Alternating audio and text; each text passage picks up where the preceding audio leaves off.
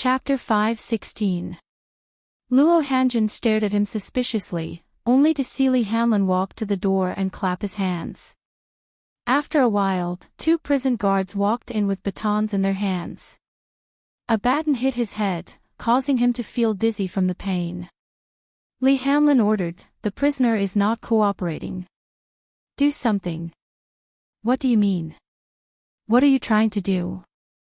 Luo Hanjin screamed, but the chair was suddenly turned upside down. Immediately after, the prison guard covered his face with a towel and slowly poured a bucket of water over him. Whoa, waterboarding was one of the cruelest forms of torture. As the towel gradually became soaked, water continuously flowed in. Due to the suction force of the towel, Luo Hanjin's nose, mouth, and teeth were all firmly stuck, making it impossible for him to breathe. Suffocation overwhelmed him like a mountain.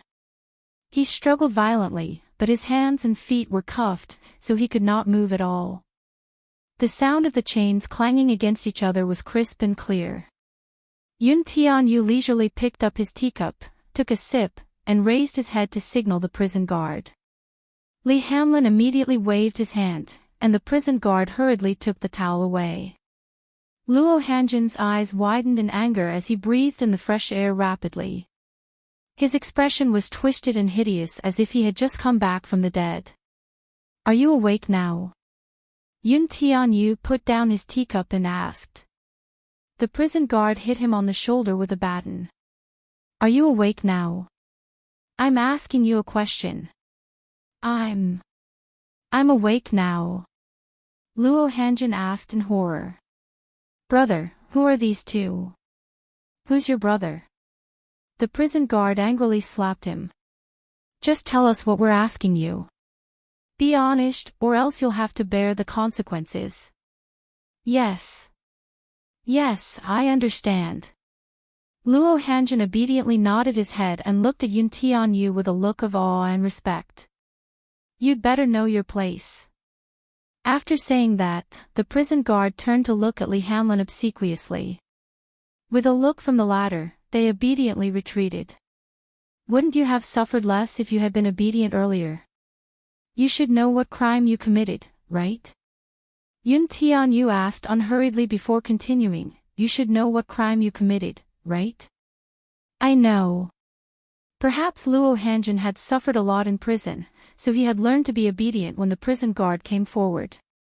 Towards this child in front of him, although he felt that it was somewhat inconceivable for a child to have such a strong and evil aura, but from the bottom of his heart, he was in awe. "I'm here to ask you about the two of you. Tell me everything you know." As Yun Tianyu spoke, he took out two photos and had Li Hanlin present them to him. Luo Hanjin glanced at the photo, still in shock. There were two girls in the photo, but when he looked at one of them, he suddenly remembered. Xiaorou. Luo Hanjin looked up at Li Hanlin in confusion. "What's wrong with her? Do you still remember who adopted her?" "I remember. The Mu family in the capital. It was old Master Mu who personally came to take them away." Luo Hanjin answered. "Why did Grandpa Mu adopt her?" "That's because she seems to have a jade pendant on her, like a personal keepsake. Grandpa Mu also has an identical jade pendant on him. When the two pieces of jade are put together, they are a pair." Luo Hanjin recalled for a while. "I remember Grandpa Mu saying that this girl is his long-lost relative." "You're sure just from a piece of jade?" Li Hanlin was skeptical. Chapter 5:17. Jade pendant. Yun Tianyu's gaze deepened. "Yes. That jade pendant, when pieced together, forms a jade pendant. I heard that it's an heirloom of the Mu family, passed down from generation to generation." That was all he knew. Yun Tianyu was deep in thought. His fingertips tapped on the table absent-mindedly as if he were plotting something. "Speaking of this jade pendant, I thought of something." "Go ahead." At that time, many teachers at the orphanage said that this jade pendant was not hers and was taken from another child. "It's not hers." Li Hanlin was surprised. Yes. The orphanage has a record of the children it takes in, and some of their personal belongings are also registered. Ruru is an orphan, so she didn't have this jade pendant with her when she entered the orphanage. The nurses and teachers of the orphanage were well aware of this. I only found out about it later. Luo Hanjin said. That means that the Mu family mistook her for someone else. Luo Hanjin nodded resentfully. You can say that. Yun Tianyu raised his eyes and said faintly, that is to say, this girl stole someone else's jade pendant, replaced that child's identity, and was adopted by the Mu family. Yes. That's all I know. He did not know why, but whenever Yun Tianyu opened his mouth, his heart would tremble. This child was still so young. His aura was so strong that it was frightening. Even a casual and emotionless sentence made him feel fear from the bottom of his heart. Since you knew, why didn't you say anything? I didn't know about it at that time either. Luo Hanjin hurriedly explained, Ruru, this girl, is very doted on in the orphanage. The teachers and children all like her. Even if she really stole this jade pendant, no one would believe it, right? The teachers are also protective of her, so they definitely won't expose her. Is this child also your pet? Li Hanlin was suddenly curious. I heard that you have this kind of fetish. It's very unique. This. Luo Hanjin smiled sheepishly but did not answer. He did not know what to say. He had played with this child named Ruru before. She was different from other children. The first time he played with her, she was obviously resistant, but later on, he took special care of her. She was considered to be enlightened and tasted the sweetness of it. Later on, when that kind of thing happened again, it was all up to him. Have you played before? Li Hanlin was an adult, so he asked him in an adult tone. Luo Hanjin pondered for a moment before nodding his head resentfully. Yes, tisk, tisk. Li Hanlin was truly disgusted. You won't even spare a little girl. Luo Hanjin's face became even hotter. What are you guys talking about? He frowned. Nothing. Li Hanlin broke out in a cold sweat. She could not tell you about this. It was not suitable for children, not suitable for children. There's another girl. Do you know her? Li Hanlin pointed at the other photo. Luo Hanjin looked at it carefully, and after thinking hard for a while, he nodded in a daze. Yes, I have some impression of him, but I can't remember him clearly. Don't have a deep memory. Yun Tianyu frowned, somewhat displeased with his ambiguous answer. Li Hanlin grabbed his hair and pressed his head in front of the photo. Look carefully. Chapter 518. Luo Hanjin stared at the photo for a while longer. His memory returned, and he slowly said, I seem to remember now. Xiao Rose jade pendant seems to have been taken from this child, stole. He corrected his choice of words. Yun Tianyu's heart skipped a beat, and his expression changed slightly. In other words, that jade pendant originally belonged to her. I don't think so. When this child first entered the orphanage, other than a jade pendant, she also had a bracelet. They were all expensive items, but her clothes were tattered. I have a deep impression of this. Yun Tianyu's gaze changed. The reason why Mu Wanru wanted to kill Yun Shishir was because of her parentage. The killer's confession before his death still rang in his ears. Yun Tianyu furrowed his brows as he pieced all the clues together. It seemed that the whole situation was gradually becoming clearer. Li Hanlin also sorted out his thoughts. Mu Wanru and Yun Shishir were orphans from the same orphanage. This jade pendant was originally Yun Shishir's personal keepsake. Mu Wanru stole it, and Grandpa Mu adopted her by accident. Therefore, Mu Wanru had replaced Yun Shishir's identity today. Everything she had now should belong to Yun Shishir. Therefore, Yun Shishir's appearance made Mu Wanru wary, so she used all means to get rid of this thorn in her flesh. Mu Yaja's original fiancé was supposed to be Yun Shishir. Therefore, Mu Wanra's motive for killing her was to silence her. I heard that you were sent here for some crime, so don't try to hide anything from me. Li Hanlin patted his face and asked, did you do anything heartless to this girl? No. Luo Hanjin immediately shook his head. I really didn't. You didn't. Li Hanlin shouted. Luo Hanjin was so scared that he almost wet his pants. I swear to God, I really didn't. This girl was a little autistic. She didn't like to talk and didn't get close to anyone. I did take liberties with her, but I didn't do anything like that. Get physical with her. Yun Tianyo's eyes turned cold, and his handsome face turned gloomy and hostile. His sharp eyes made Luo Hanjin break out in cold sweat. He immediately begged for mercy. I really didn't do anything else. What do you mean by groping? Speak clearly. Li Hanlin scolded. Luo Hanjin nodded repeatedly and confessed in full detail. At first, when Yun Shishir was adopted by the orphanage, Luo Hanjin saw that she was sweet and pretty, so he passed her photo to several bosses in the upper-class circle. Just like what Qin Zhou had said, the children in Luo Hanjin's orphanage had adopted good-looking girls as thin horses and sold them at a high price to those rich and powerful local bosses in the name of adoption. Many bosses preferred this kind of nourishment. Yun Shishir's looks were more in line with those bosses' aesthetic standards. Many bosses were very interested in this girl, so Luo Hanjin wanted to nurture her talent so that he could sell her at a high price. Alas, Yun Shishir had autistic tendencies when she was young. After the car accident, she suffered the pain of losing her mother. After entering the orphanage, she became depressed and soon lost weight.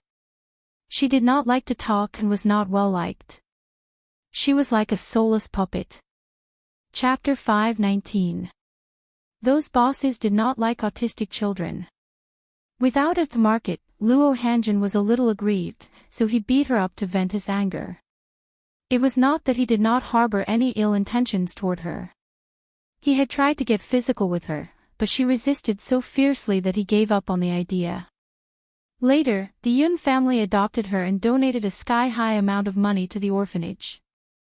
I swear, I really didn't do anything to her. The so-called groping was only touching her hand.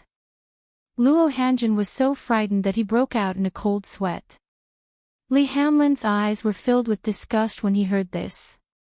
He turned to look at Yun Tianyu, only to see the latter's gloomy face. Touched her hand. Yun Tianyu's face darkened, and his lips curled up slightly. Your hand is really dirty. Luo Hanjin nodded his head repeatedly. Yes, dirty. He. If you say it's dirty, then it's dirty. Since you think it's dirty, too, then what should I do? Yun Tianyu gracefully propped his chin on one hand and tapped his finger on the table. Cripple it yourself. Li Hanlin threw a small knife to Luo Hanjin. Do it. What? What do you mean? Cripple whichever hand you touched her with, ordered Yun Tianyu coldly. Luo Hanjin was stunned. Was this child joking with him? How could he say such cruel and merciless words in such a casual manner? Was he really a 6-year-old child? Are you kidding me? Sometimes, the rules of this world are really interesting. You left those children with nightmares and pain that they can't erase for the rest of their lives. Now, you're serving your sentence in prison. Do you really think that prison can erase your sins? Yun Tianyu slowly got up and walked up to him. His eyes were filled with disgust. You. What did you ask me? I've answered all your questions honestly. What else do you want me to do? What do I want? I want to dig out your heart and see if it's black or not. Yun Tianyu said blandly. It's just that I find it dirty. Luo Hanjin trembled with fear and broke out in a cold sweat. He did not doubt that this child would dare to do so and was not just trying to scare him. Why? Why did you? He suddenly realized something and lowered his head to look at the girl's delicate face in the photo. His face stiffened, and he mechanically raised his head to look at Yuntianyo's face in horror. Their facial features were similar. Especially between their eyebrows, they were extremely similar. She. Who is she to you? Do it yourself, lest you dirty my hands. Yun Tianyu nonchalantly replied, if I were to make a move, it wouldn't be as simple as just crippling your hand. Luo Hanjin was startled. Looking at Yun Tianyo's pair of gloomy and chilling eyes, he fell into great fear and trembled. He had never believed in retribution. Even though the truth had been exposed and he had been sent to prison, he had seen his sentence reduced over the past few years through various means. He was even more convinced that the retribution was just a joke. But retribution would really come. And now, it was here. He could tell that this child was not a simple character. Luo Hanjin's entire body trembled as he fell into extreme despair. Li Hanlin asked kindly, do you need my help? Chapter 520. Ah! A blood-curdling scream echoed in the interrogation room. Continue. I was wrong. I was wrong. Amid the excruciating pain, Luo Hanjin gritted his teeth and stabbed a second time. His legs trembled as he sank into madness. When the prison guard brought him back to the prison, Luo Hanjin was in a daze. He kept begging for mercy with bloodshot eyes and an ashen face. Yun Tianyu watched coldly as the man was dragged away. His expression was cold and tense. Li Hanlin sighed, carried Yun Tianyu in his arms, and slowly left. Agent Li, my heart aches for my mommy. What exactly did she go through? Depression. Misanthropy. What kind of darkness did she go through? My heart hurts so much. Yun Tianyu let him carry him. His little hand clutched at his chest, feeling as if it was about to bleed. Li Hanlin could only sigh. He thought to himself, compared to Yun Shishir, my heart aches for this child more. How should we deal with Mu Wanru next? That woman is vicious. She deserves to die. Yun Tianyo's eyes were dark and gloomy. His heart was slowly filled with hatred. Following that, his lips curled into a sinister smile. I won't let anyone who hurts mommy off. Mu residence. As Mu Yichen walked down the stairs, he suddenly felt a sharp pain in his heart. He paused in his steps and clutched his chest tightly. He felt an inexplicable pain in his heart that almost made him suffocate. Yichen. What's wrong? Seeing his solemn look, Mu Wanru knew that his old illness was acting up. Mu Yichen ignored her question and went down the stairs on his own. Mu Wanru's face stiffened. She thought to herself, this child is not my biological child. He's distant from me and is not close to me at all. Mu Wanru's lips curled into a cold smile as she followed him down the stairs. The servants had already prepared dinner. She could not help asking, where's young master? Daddy's schedule tonight is a direct flight to England to settle an acquisition case, Xiao Yichen said. I overheard it when I passed by the study room yesterday. So busy. Leaning on his walking stick, he slowly made his way downstairs. Wanru, why are you back so late tonight? Mu Wanru felt guilty for a moment and said perfunctorily, I went shopping and bought some clothes for myself. Oh. Have a seat.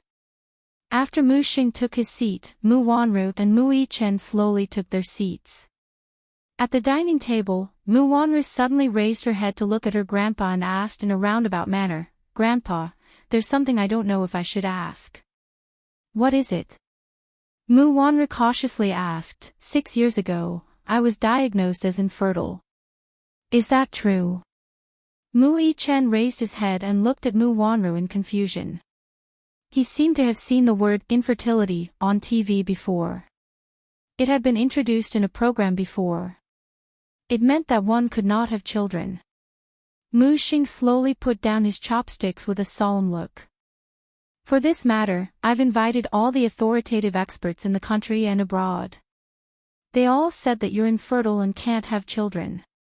Could it be that I'm really infertile? Mu Wanru pretended to be indignant. Grandpa, I really want to give birth to a child for the Mu family to continue the family line.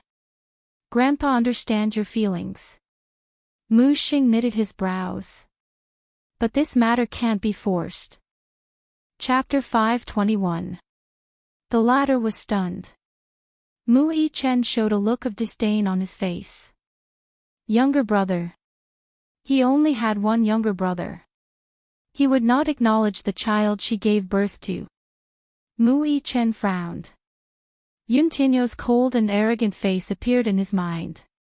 This was the only brother he would acknowledge in his life. He would not acknowledge anyone else. Grandpa, Wanru, this matter can't be rushed. When fate comes, success will follow naturally. The old man hurriedly consoled her, thinking that she was just worried about her child. Mu Wanru knew how to read people's expressions and knew that she would make mistakes if she spoke too much. She was afraid of arousing his suspicion. After all, she could not let anyone know about her pregnancy before she came up with a compromise. Otherwise, she would be finished. After dinner, she felt nauseous for some reason. She endured it and ran to the toilet to retch. A servant passing by saw her and asked with concern, "Young madam, what's wrong?" "I'm fine. Look at how you're vomiting." "I thought it was a sign of pregnancy." Mu Wanru's face stiffened and she glared at her viciously. The latter knew that she had misspoken and retreated with her head lowered. Mu Wanru looked up at the mirror. Her face was frighteningly pale. "Thank you. You can drop me off here." Yun Shishir got out of the car and walked to the driver's seat window. She smiled at Qin Zhou. Qin Zhou held the steering wheel and looked at her worriedly. He seemed to be uneasy. "Shishir, are you okay? You must rest early when you get back. Otherwise, it'll be hard for your body to recover." "Master Qin, don't worry. My body recovers very well. I'll be back to normal after a nap." Yun Shishir gently patted her chest to comfort him. Qin Zhou was amused by her expression and urged, "All right, then you should hurry back." The car slowly drove away. After Yun Shishir watched the car leave, she turned around, walked to the door, and unlocked it to enter the house. It was already late. Pushing the door open, the room was cold and empty. The floor-to-ceiling windows were wide open, and the night breeze blew in, lifting the pure white curtains. There was no one at home. Not long ago, Li Hanlin called to inform her that he had brought Yu Yu to the bookstore to read. He seemed to like the child a lot. Yu Yu always hung out with the principal. Yun Shishir placed her bag on the cabinet. Suddenly, she felt a chill. Using the moonlight shining through the window, she walked to the window and closed it. In the enclosed space, she suddenly smelled a wisp of smoke. Why is there the smell of smoke? He had quit smoking many years ago. Yu Yu would never smoke. Yun Shishir turned around abruptly and looked around the living room. There was no one in the huge living room. She turned around, but the smell of smoke had faded a lot. She smiled. Was it an illusion? Could it be that she was too sensitive? Feeling a little tired, Yun Shishir walked to the bedroom door and pushed it open. Just as she entered the room, a tall shadow walked toward her. Yun Shishir did not even have time to react before she was pressed against the door by the shadow that was right in front of her. The tall and lanky figure easily trapped her in a small space. Yun Shishir turned pale with fright. Her eyes widened in horror as she looked up. Against the moonlight outside the window, she guessed that the shadow was a young man. Chapter 522. There was a familiar and elegant fragrance on the man's body. It was mixed with the faint smell of cigarettes. Yun Shishir was shocked and angry. In her nervousness, she clenched her fist and swung it at the man's face. However, her fist was easily intercepted by the man. The man held her shoulder with one hand and bent down slightly. He whispered into her ear, "Don't move. It's me." Yun Shishir's heart skipped a beat.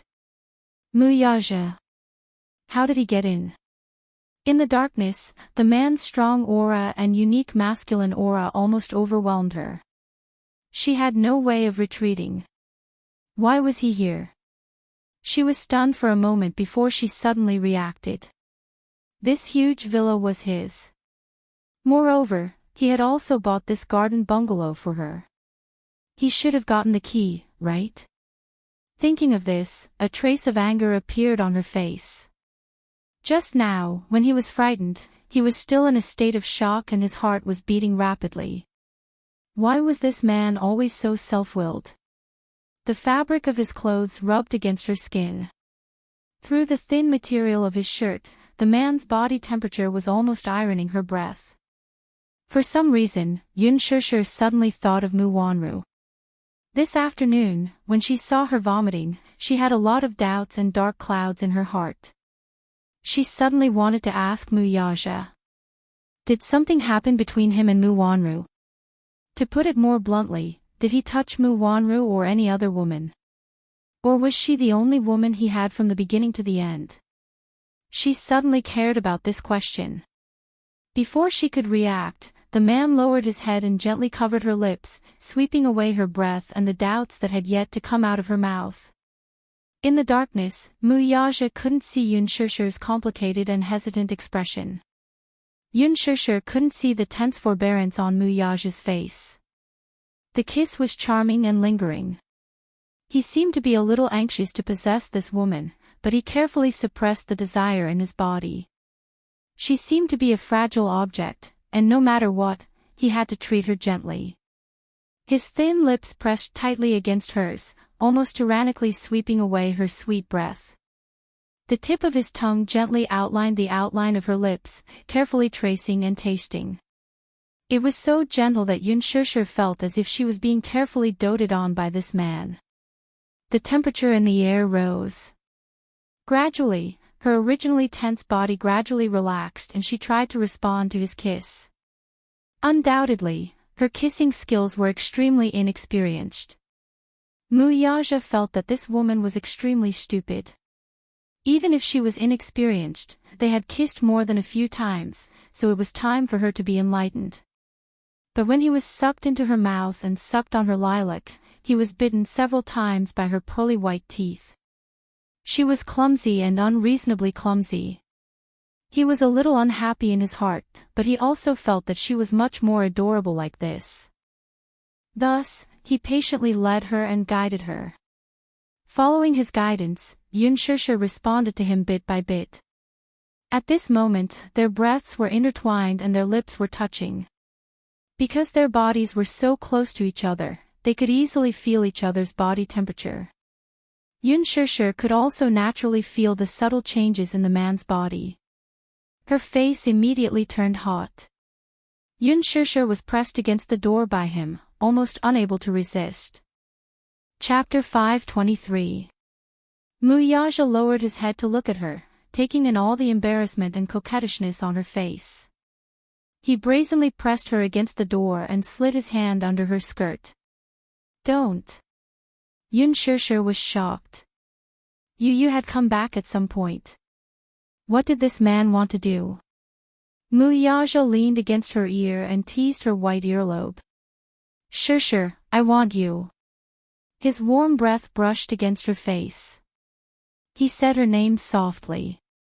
His tone was affectionate, and there was a hint of desire in it. It was as if he was pleasing her. Shishir, this man rarely called her that. Now that he said her name in such a tone, she almost lost her ability to resist.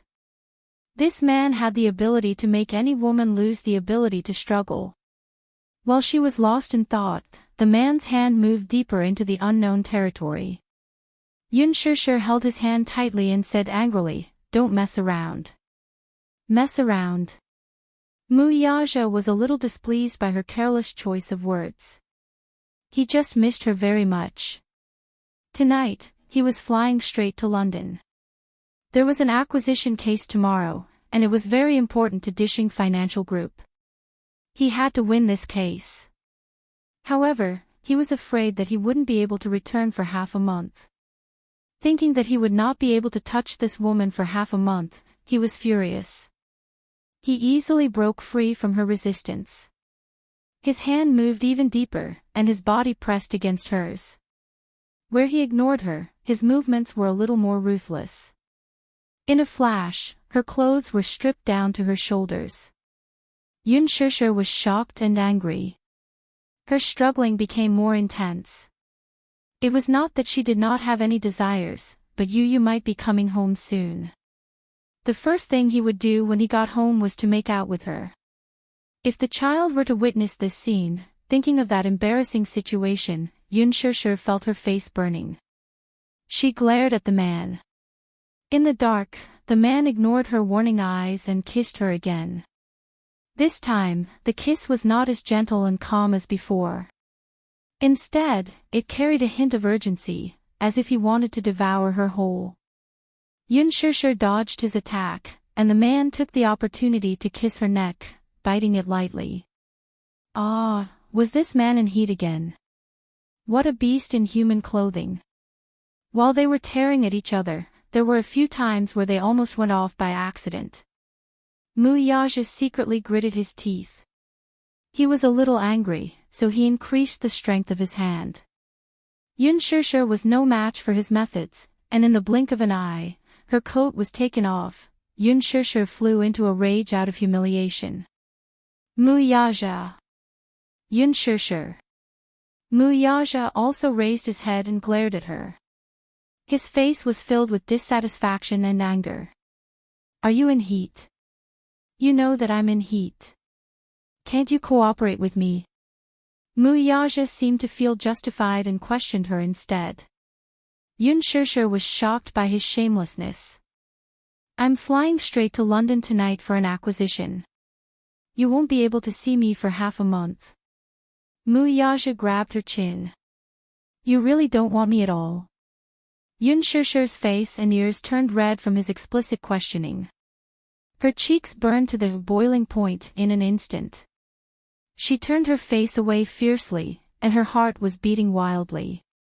If the lights were on, Mu Yaja would definitely see her blushing face because of shyness. Suddenly, the sound of the door closing came from outside. Chapter 524. Could it be that Yu was back?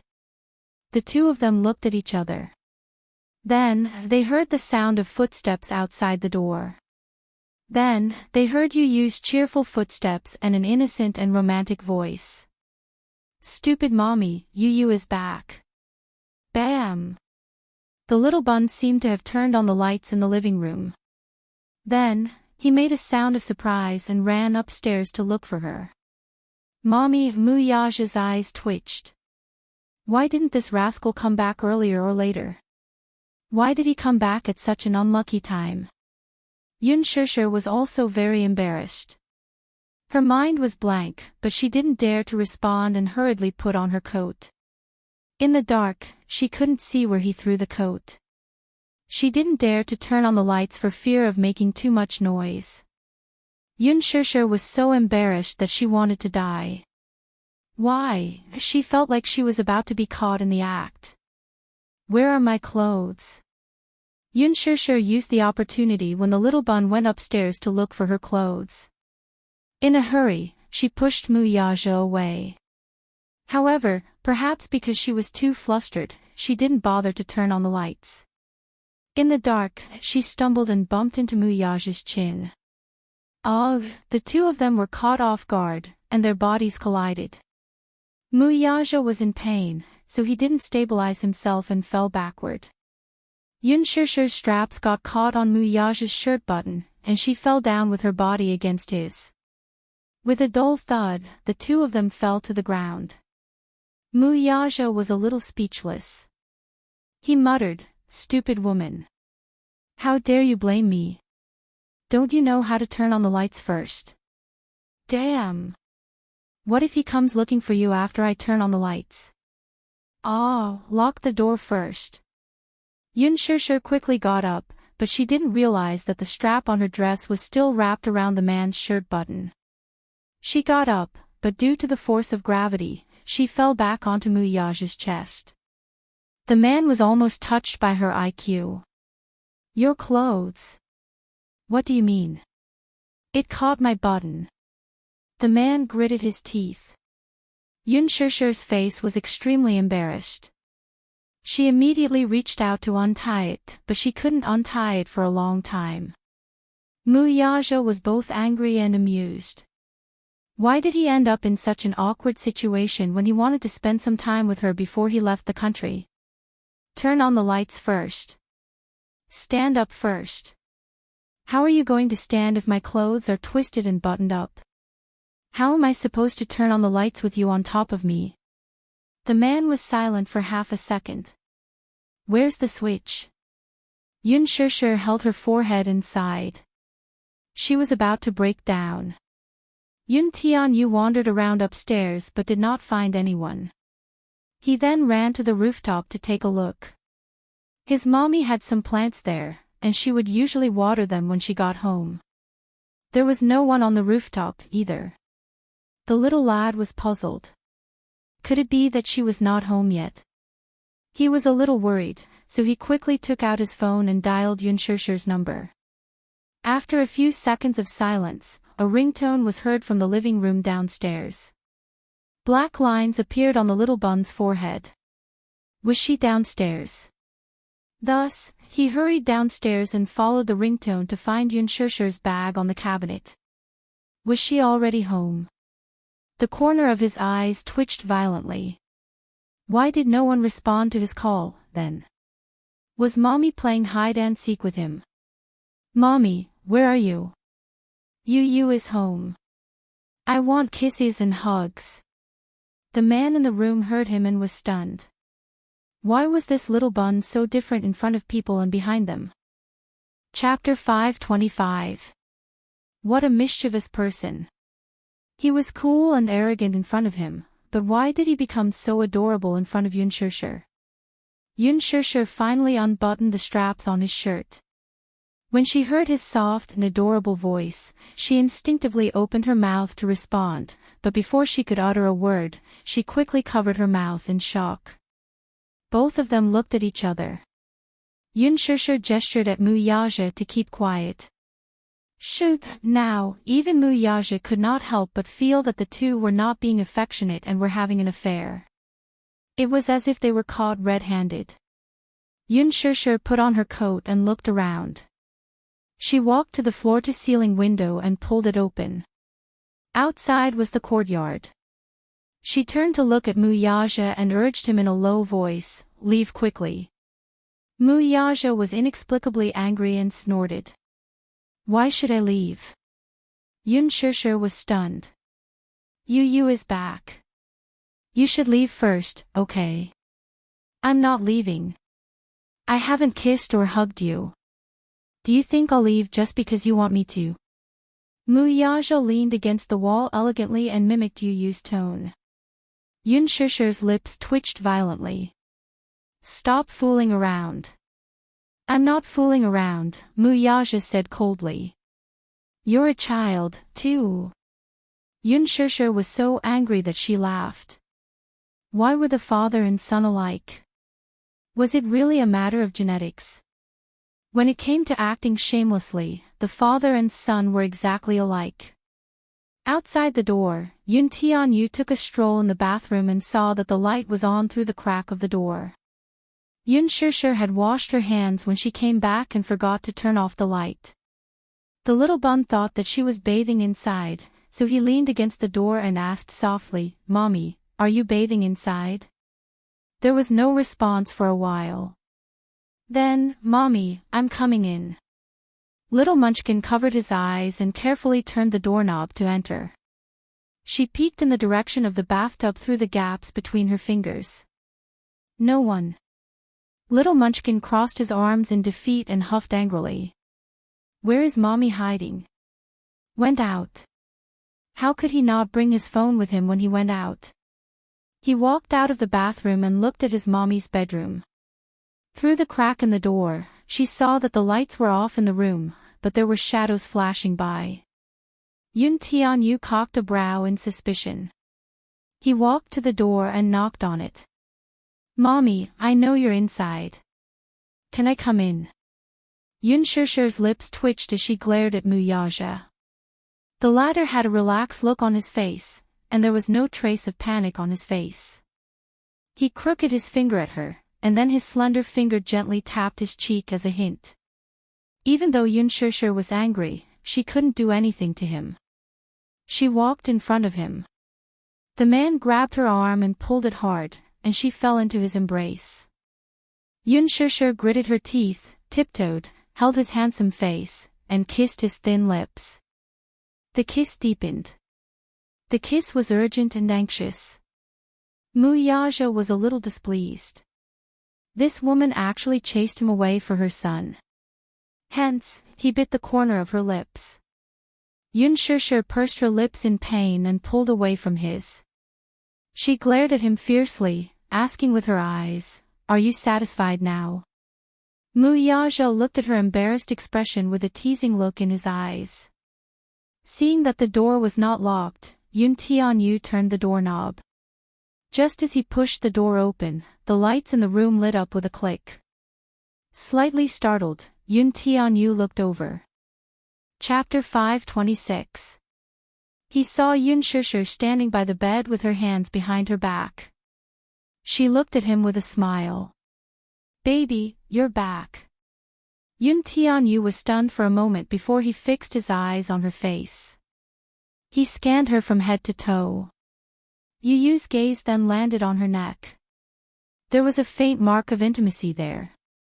Although it was not eye-catching, it made Yoon Shusher's snow-white skin look exceptionally red. Yoon Tian-yu's eyes met hers.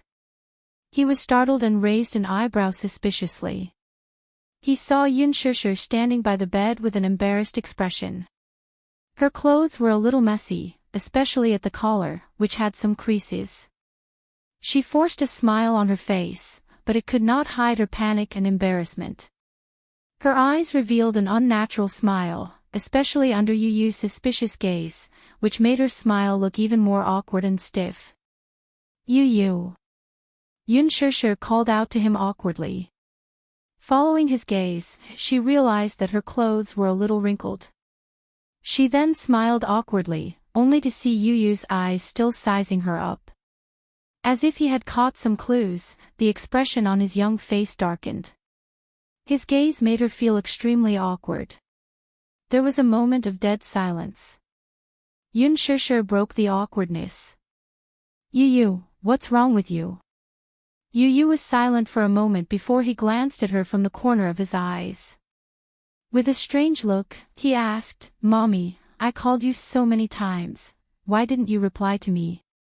"Because, Mommy, are you doing something sneaky?" Yoon Shusher's face turned red as she choked on her words. She had no words to explain. She sat by the bed and patted it. "Come, Yu Yu, sit." She tried to change the topic. Yu Yu was still suspicious. He looked around and saw that the room was neat and tidy. There was nothing out of the ordinary. Only then did he dispel some of his doubts. He walked over and threw himself into Yoon Shusher's arms. "Mommy." Yu Yu frowned when she threw herself into Yoon Shusher's arms. His nose was especially sensitive, and he immediately smelled the fresh and elegant fragrance on Yoon Shusher's body. His sharp nose told him that it was a man's perfume, a little like cologne. When he used to go shopping with his mother, he had smelled the same scent when they passed by the perfume counter. Yu Yu's heart skipped a beat. She felt that this fragrance was strangely familiar. Mu Yaja. He was here. Yoon Shusher lowered her head and held his smiling face. She kissed him on both cheeks and intimately rubbed the tip of his nose. However, she saw that his expression was a little strange. "Yu Yu. What's wrong?" Mommy's body smells like perfume.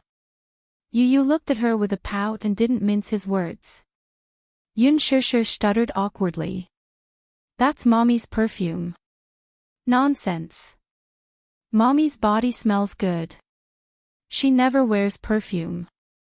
Yu mercilessly exposed her lie. Yun Shishir's expression froze. Was this child usually so observant? He even knew whether she wore perfume or not. Yu decided to get to the bottom of this.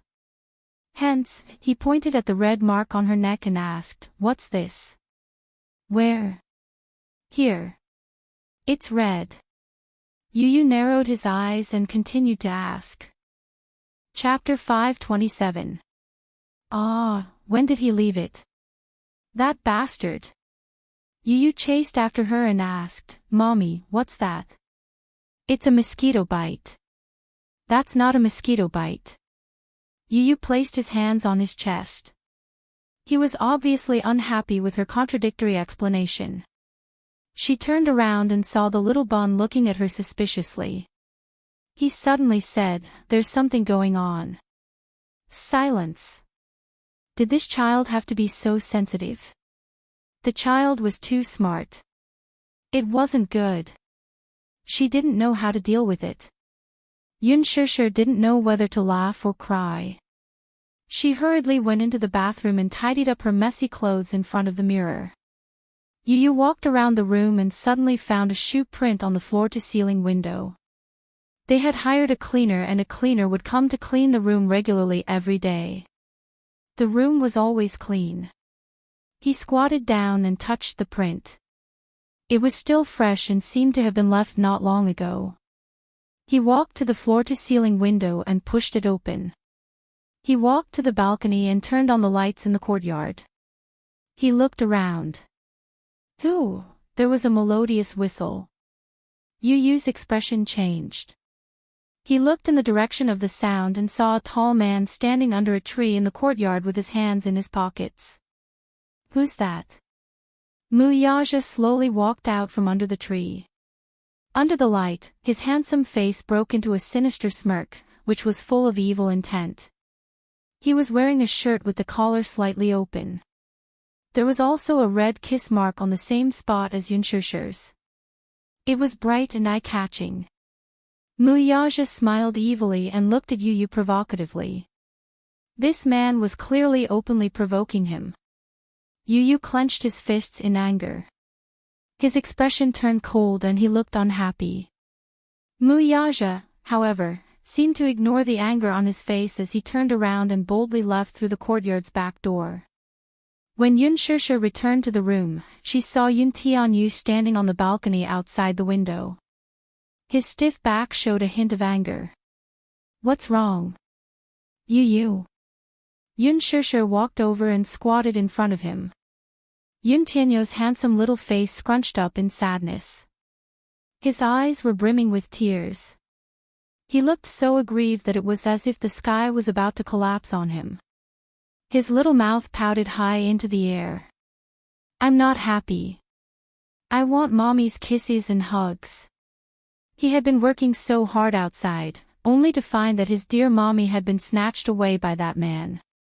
She had been kissed and hugged. She did not feel happy. Yun Shishir immediately hugged him and coaxed him. Yu baby, what's wrong? Mommy betrayed me. Yu cried as he rubbed his tears. Mommy must have other babies in her heart. Yu is no longer the first in her heart. Yun Shishir broke out in a cold sweat and quickly coaxed him. No. Yu will always be the first in Mommy's heart. No one can replace you. Woo. I don't believe it. Yu complained tearfully. Mommy's heart has changed. Mommy doesn't love Yu anymore. Yu's heart hurts so much. Woo. It's shattered into pieces. Chapter 528. Nonsense. Yu's heart was fine, how could it be broken into pieces? Come, let Mommy give you a kiss. Yu, don't cry. Thus, she cupped Yu Yu's face in her hands and gave him a big kiss. Yu Yu's tears streamed down his cheeks as he moved his other cheek to her with an aggrieved look. This side, Yun Shishir quickly added another kiss. Kiss me on the mouth. Yu Yu pouted his pinkish lips aggrievedly. Yun Shishir did not know whether to laugh or cry as she gave him a light peck on the lips. Mwah. Yu Yu was finally satisfied and stopped crying. The child's face was really like the weather in June, it could change at any moment. He was complaining about her tearfully earlier, but after a few kisses, his tears turned into smiles as he hugged her shoulders. Yu Yu cursed inwardly, Muyaja, how dare you snatch mommy from me? Just you wait. The little lad returned to the study room, locked the door, and sat in front of the desk. He turned on the computer system and the remote control.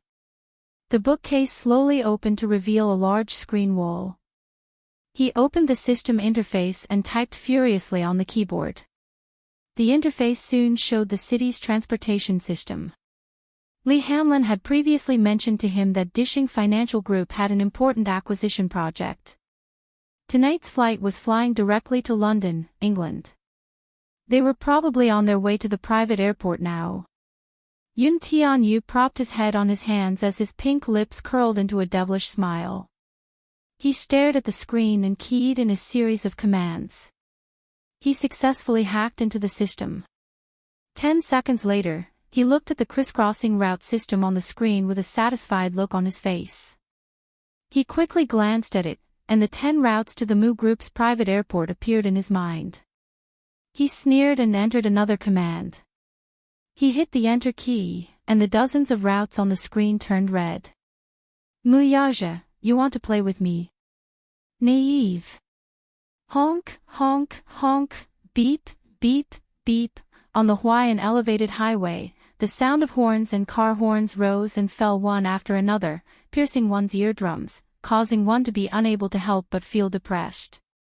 Looking from afar, the dense tail lights of cars on the highway, which was tens of kilometers long, made one's scalp tingle.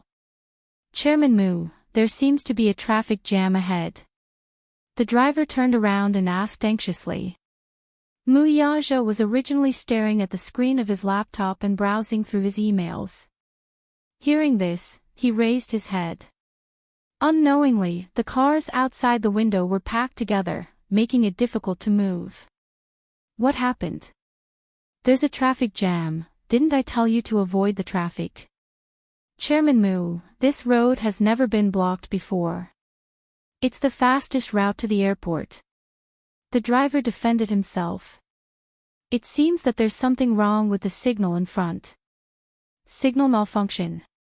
Yes. It seems that the signal lights on the outer ring line are malfunctioning, so there's a traffic jam. Damn it. Muyaja raised his wrist to look at the time. There was not much time left before tonight's final flight. If he missed tonight's flight, if they missed the flight, they would have to submit a new application for the private flight route. If that happened, they would not be able to make it in time for tomorrow's acquisition. It was not rush hour at all. Besides, the capital's traffic system had always been very stable. Why would the signal malfunction for no reason? The traffic police hurried over to unblock the traffic jam. They were in a terrible fix. Chapter 529. Muyaja sped all the way to the airport and almost missed the flight. Just as he was about to board the plane, his phone rang. Muyaja picked up the call. The little lad's devilish yet childish voice came from the other end. Muyaja, this is what you get for openly provoking me. Muyaja was stunned. Did you do all this? The man's handsome brows arched in disbelief. How could such a huge city's transportation system be so easily hacked by a 7-year-old child? If the Minister of Transportation knew that the culprit behind the system's paralysis was a 7-year-old boy, how would he feel? Who else do you think I did it? In the study room, Yun Tianyu had his earpiece on as he fiddled with the 17th order Rubik's Cube. His lips curled into a playful smile. I'm really sorry for almost delaying your flight. I just wanted to see if you had the ability to catch the last flight. Scheming. Extremely scheming. He actually used such a method to tease him. Muyaja was not angry, though.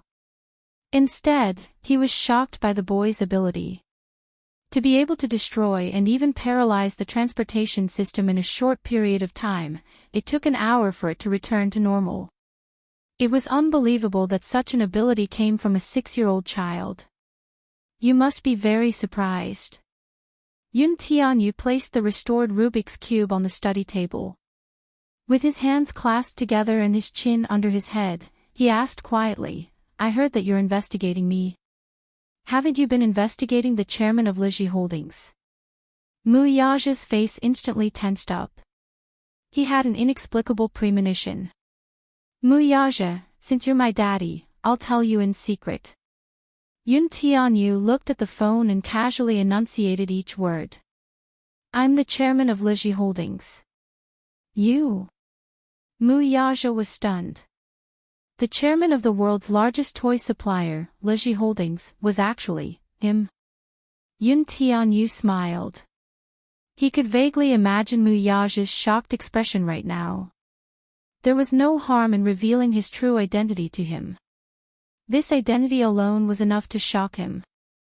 However, his identity was definitely not as simple as he had imagined. If he told his father that he was not only the chairman of Liji Holdings, but he was also one of the top executives of Hurricane Group, would his father be scared to death? If he knew that he controlled the entire East Asian arms market, what kind of shocked expression would he have?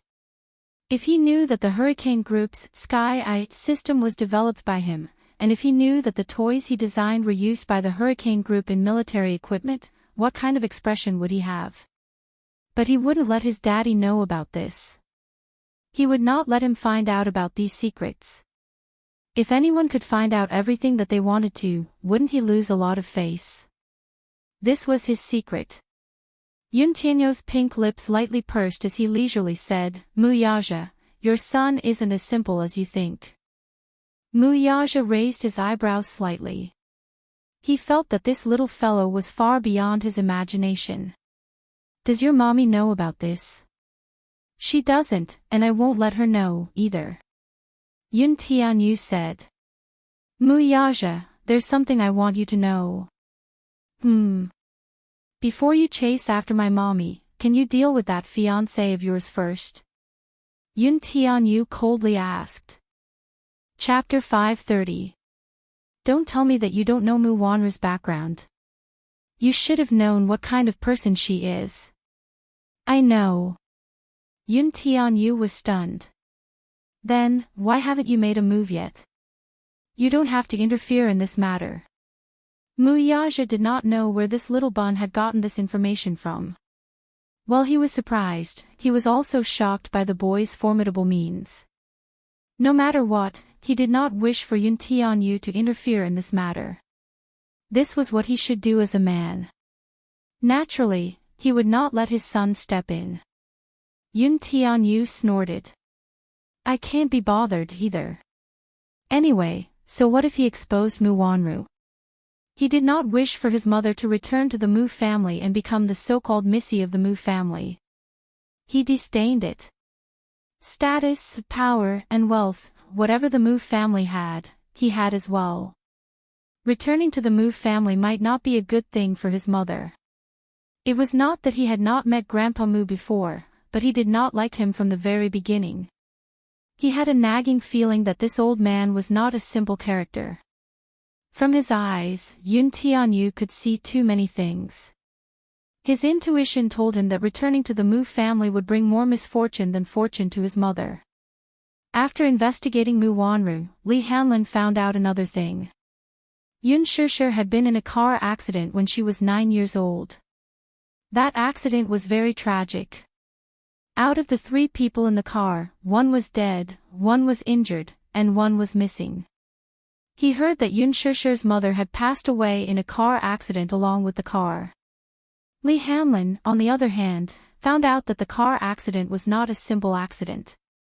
He heard that in the early years, Mu Xing doted on his adopted daughter, Mu Qingqing, very much. For generations, the Mu family had a golden carved jade pendant that was passed down to the male and not the female.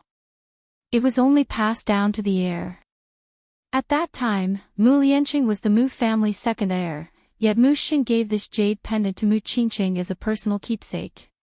One could imagine how important she was to him.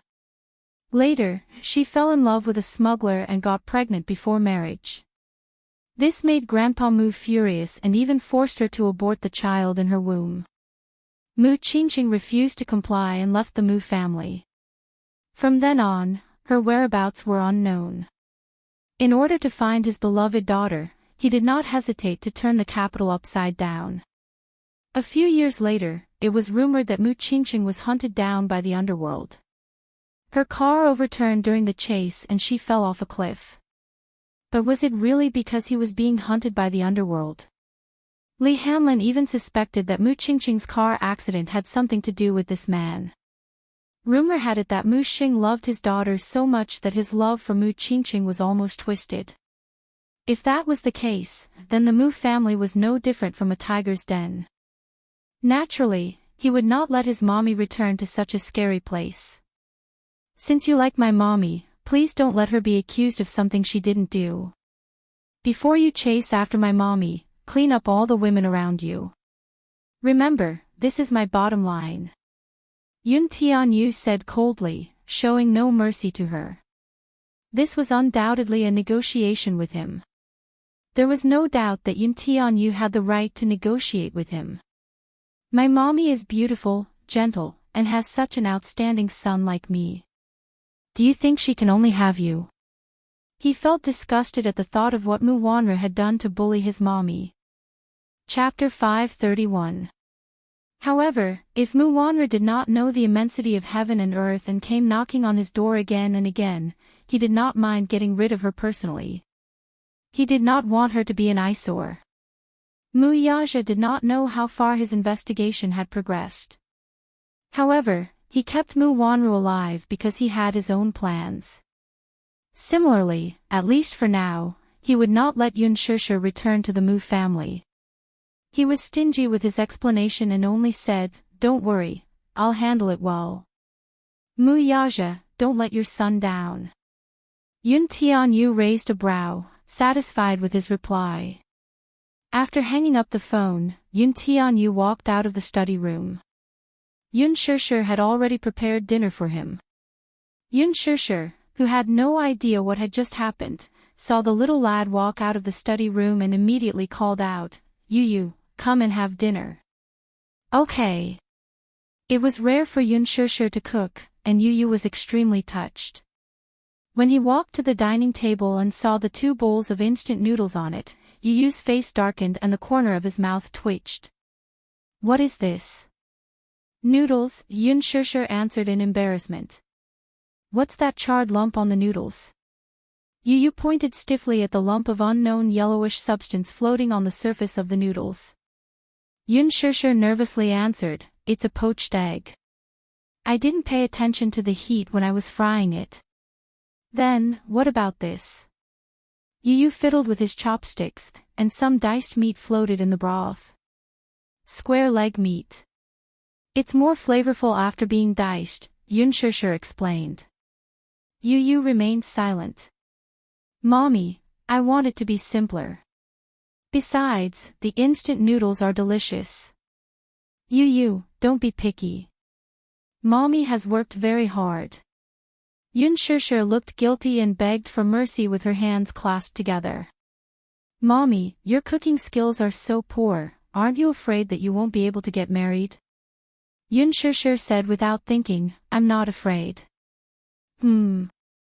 Why? Yu sat down at the table and asked curiously. Because Yu's cooking is the best. Whoever marries mommy is simply blessed by the heavens. Yun Shushu said with a face full of satisfaction. Yu blushed and said, Mommy is the worst. Dinner was the simplest of instant noodles, fried eggs, and diced meat. It seemed a little shabby. However, she hadn't cooked for a long time. She didn't have much inspiration after entering the kitchen, so she simply made 2 bowls of noodles. It was simple and convenient. Even though Yu complained, she still finished the broth without leaving a single drop behind. It was his dearest mommy who cooked it, after all.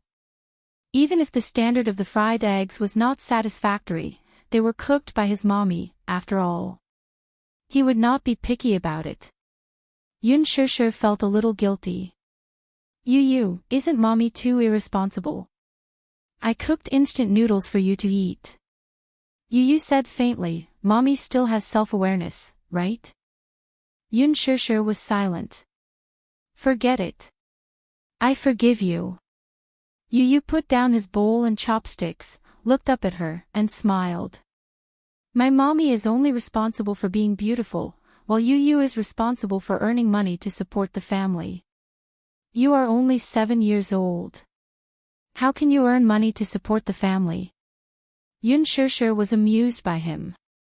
What if I say that I can? Yun Tianyu suddenly asked. Ha! Yun Shishir did not understand what he meant. Forget it. Mommy is so stupid. He still did not have the courage to confess everything to her. Forget it. Let's wait a while more. I'll find a suitable opportunity to confess everything to her. Chapter 532. On the private jet. Mu Yaja sat leisurely on the sofa, stirring his coffee absent-mindedly. His eyes were gloomy and deep. Yun Tianyo's arrogant words still rang in his ears.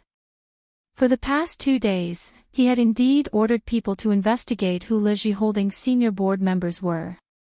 Never would he have thought that the chairman of Lizhi Holdings a year ago was actually Yun Tianyu. A year ago. How old was he? 6 years old. A 6-year-old kid sitting on the board of directors? Who would believe that? It was no wonder. Even Lizhi Holdings' senior management had not seen this mysterious chairman before. If anyone were to find out that the chairman was actually a 7-year-old kid, no one would be able to accept it. What was the relationship between Yun Tianyu and Hurricane Group? He found out that the chairman was inextricably linked to the Hurricane Group. Could it be that Yun Tianyu had a close relationship with the Hurricane Group? He had threatened him to get rid of the women around him. Yun Tianyu had specifically emphasized Mu Wanru. Could it be that he had already found out about Mu Wanru's background? Mu Yaja slowly put down his coffee cup with a frown. He had indeed found out about Mu Wanru's identity long ago. 15 years ago, when Mu Xing brought Mu Wanru back to the Mu family, he did not suspect her identity because of the token she had given him. Because he was obsessed with Mu Qingqing, he poured all his love and longing for her to Mu Wanru. Grandpa Mu's love for her aroused Mu Lianqing's suspicions, and he proposed to do a paternity test for Mu Wanru. Mu Xing also seriously scrutinized Mu Wanru's facial features. Indeed, there was a huge difference between her and Mu Qingqing. There was no trace of Mu Qingqing in her eyes. He was also a little apprehensive about whether she was Mu Qingqing's real daughter. However, when the paternity test results were released, everyone was convinced that the possibility of her being the daughter of Mu Wanru's parents was higher. However, as Mu Wanru became an adult, even Grandpa Mu had many doubts about her identity. She didn't look like her at all. Regardless of appearance or temperament, they were completely different. Mu Xing was also suspicious of her.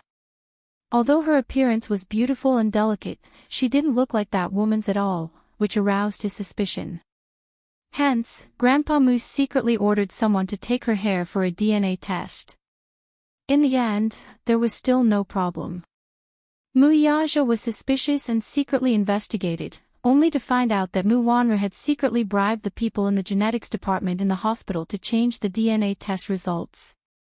Because of this, the old man was convinced. However, the real DNA report had been secretly destroyed by Mu Wanru. Mu Yaja was suspicious. Since she was not the real Mu Qingqing's daughter, then what was the matter with the DNA report from 15 years ago? Could it be that someone had secretly snuck in? He followed these clues and investigated further. Soon, he found out the identity of Mu Wanru. The paternity report from 15 years ago was also secretly tampered with. It was just that no one knew who had tampered with it. Mu Wanru's identity was fake, but the evidence was conclusive. However, Mu Yaja did not make it public immediately. At that time, he did not care whether his fiancée was real or fake. Chapter 533. As the rightful future head of the Mu family, his marriage had always been decided by the family. At that time, he could not even control his own marriage. He accepted it without resistance. Alas, when it came to Mu Wanru, he could not even lay a finger on her. Hence, on the eve of their engagement, he announced to Mu Wanru that she was infertile when he did a health checkup for her. Without a doubt, Mu Wanru was healthy and could conceive a healthy baby. However, the authoritative professor that Mu Yaja had bribed claimed that she was infertile. This news was like a bolt from the blue, and Mu Wanru was dealt a heavy blow. Her inability to conceive meant that her so-called young Madame Mu was merely a title and name to the Mu family, which valued the continuation of the family line. The Mu group had the most authoritative medical research center. Hence, even though Mu Wanru was unwilling to accept the truth of her infertility, she did not doubt it. Mu Wanru was heartbroken when she learned that she was infertile, but she could only accept the reality helplessly. Mu Sheng, on the other hand, felt that it was a pity. Hence, the surrogacy contract was formed. However, it was also because of this that he accidentally found out that Yun Shishir was Mu Qingqing's biological child. Fate had played a huge joke on him. Yun Shishir woke up early in the morning. Yun Yeqing had sent Yun Tianyu to kindergarten. Before he left, he specially prepared breakfast for her and left a note with his neat and delicate handwriting. Mommy, Yu is going to school. I wish you all the best for today's opening ceremony. Fighting. Yun Shishir was surprised. This little guy's handwriting was really beautiful. Hence, she ate happily with Yu's breakfast. When she was ready to leave the house, she saw a long Bentley and a Mercedes-Benz parked at the entrance. A few men in black suits stood respectfully at the entrance. When they saw her, their gazes fell on her with a swoosh. Yun Shishir was so taken aback that she took a step back. She was quite taken aback by the grandeur of the event. You guys are. Miss Yun, we are under President Mu's orders to escort you to the film studio for the opening ceremony. Chairman Mu. Yun Shishir was stunned for a moment before she reacted. Mu Yaja. Why did he make such a big scene? Yun Shishir suddenly recalled Qin Zhou's complaint to him that day. Mu Yaja had given Lin Fengtian an ultimatum. She was not allowed to have intimate physical contact with any male actors. Not to mention kissing, even holding hands would require a substitute. Lin Fengtian was so angry that he almost had a stroke. At first, she thought it was a joke. However, when she saw this scene, she suddenly realized that Mu Yaja was serious. This man was so asterisk. Such a perverted possessiveness. He had already flown directly to London, England, but he still sent a group of bodyguards and the film crew to monitor her. If Lin Fengtian knew about this, he would probably vomit blood from anger. The man in the suit did not say much. He opened the car door and gestured for her to get in. Yun Shishir laughed dryly. You don't have to make such a big scene, right? I can go by myself. Miss Yun, this is Chairman Mu's order. Please don't make things difficult for us. The man in the suit said in a low voice, but his tone was firm. Yun Shishir walked over with an unnatural expression and got into the car. Chapter 534. Today was the opening ceremony of The Green Apple. The venue was Guichang Film and Television Base, and all the staff of the production team were waiting there early in the morning. The opening ceremony was very grand, and there were many superstars gathered. The huge production team, from editing, makeup, lighting, art, and directing team, was one of the best in the country. The cast was also very luxurious. Apart from Gu Xingze, Yan Bingqing, Yang Mi, Li Zhouxian, and Song Tianyang, even the few supporting actors who did not have many scenes were all C-listers in the industry. It was obvious that the main cast was very star-studded. In comparison, Yun Shishir, a newcomer who had just signed with Huanyu, was able to join such a production team, which made many people envious. In order to make it in time for the opening ceremony, Gu Xingze flew back from Paris overnight. When his nanny van slowly drove into the film studio, the reporters, who had been waiting for a long time, immediately swarmed forward and surrounded the car. At the same time, many sightseeing fans who had been hiding in the parking lot all night also came out. They chased after the nanny van all the way and shouted their support lines like crazy. Xingze, Xingze. I'm Wang Xingyao. Xingze, Xingze, love you, love you. Aw. Xingze. So handsome, so handsome. Sob, sob, sob, I finally see Xingze in person. Cries, ear-piercing screams, and excited support. The sudden situation at the scene caught everyone off guard. The spotlights were flashing non-stop. The chaotic scene was very upsetting. Dozens of microphones were stretched high in front of the van door, and the crowd was crowded. Everyone wanted to interview the superstar first before the opening ceremony. Gu Xingze's words were enough to make the headlines in the entertainment industry. The media reporters sharpened their heads and blocked the entrance of the van. They were secretly competing with each other, pushing and shoving. Unlike Gu Xingze, when the nanny van of another supporting role in the production team stopped at the parking lot, no reporters came forward to block the door.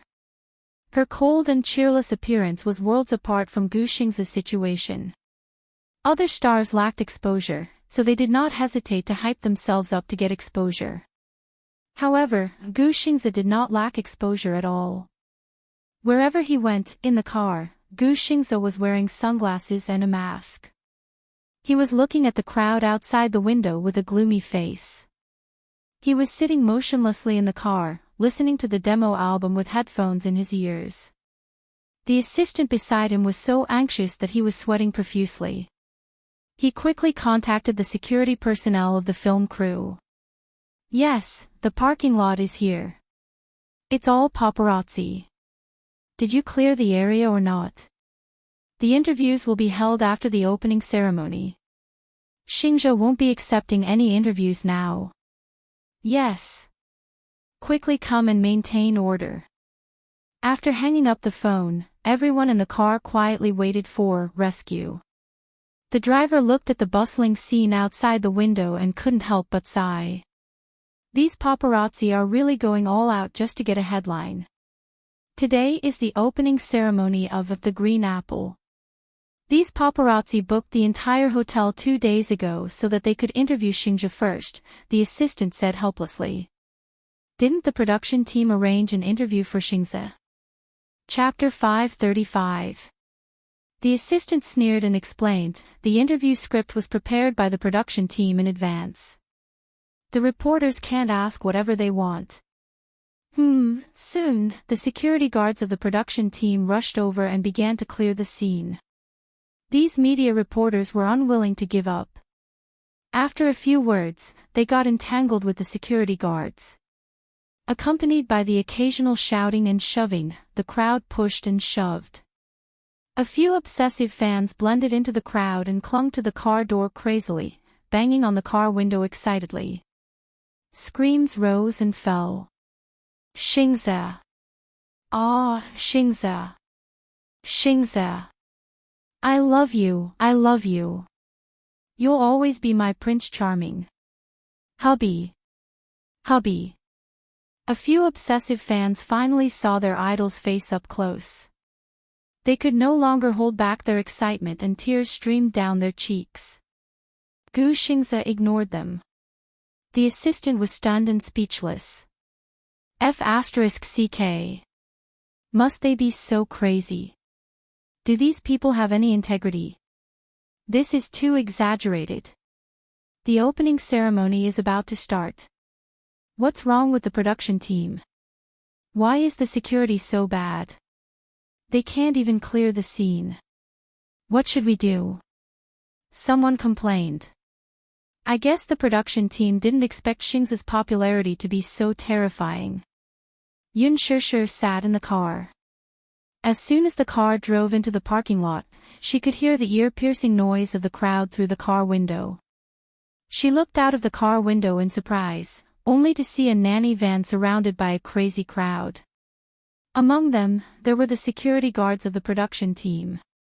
Many media reporters carried their cameras and held recording pens. They blocked the front of the car and refused to budge. There were also many fanatical fans banging on the windows and doors as if they wanted to shatter the car window. The crazy scene made everyone speechless. What was going on? Yun Shishir shuddered with fear as she watched. In the past, she had only seen such a scene on television. However, at this moment, the feeling of being in the situation was terrifying. The car came to a steady stop. Yun Shishir got out of the car. At this moment, the sun was already a little dazzling. The bodyguards immediately held up an umbrella to shield her from the sun. The group of people carefully hugged her and walked quickly to the set. Not far away, a sharp-eyed media reporter saw her and exclaimed, Isn't that Yun Shishir? Oh my God, is that Yun Shishir? Everyone was extremely surprised and followed his line of sight. Yun Shishir had just gotten out of a Mercedes-Benz minivan, and a group of bodyguards in black surrounded her in the center of the crowd. There were more than 10 bodyguards in front and behind her, and the extravagance was frightening. All the reporters present were familiar with the name Yun Shishir. At Huanyu's cocktail party, Yun Shishir was dressed to the nines as Gu Xing's female companion. She shocked the world and stole the limelight from many A-list female stars. Behind the scenes, many people were secretly speculating about the identity of this Yun Shishir. For a newcomer who had yet to debut to be able to attend Huanyu's annual cocktail party, and as the Heavenly King's female companion at that, it was truly enviable. After the reception, he successfully signed a contract with Huanyu's headquarters and officially debuted. As soon as she debuted, she was handpicked by Lin Fengtian to be the female lead in his new movie, becoming the new generation of Lady Phoenix. However, what made people speechless was that the manager she signed with was actually Qin Zhou, the person who made Gu Xingze a superstar. Could it be that she had some shocking background?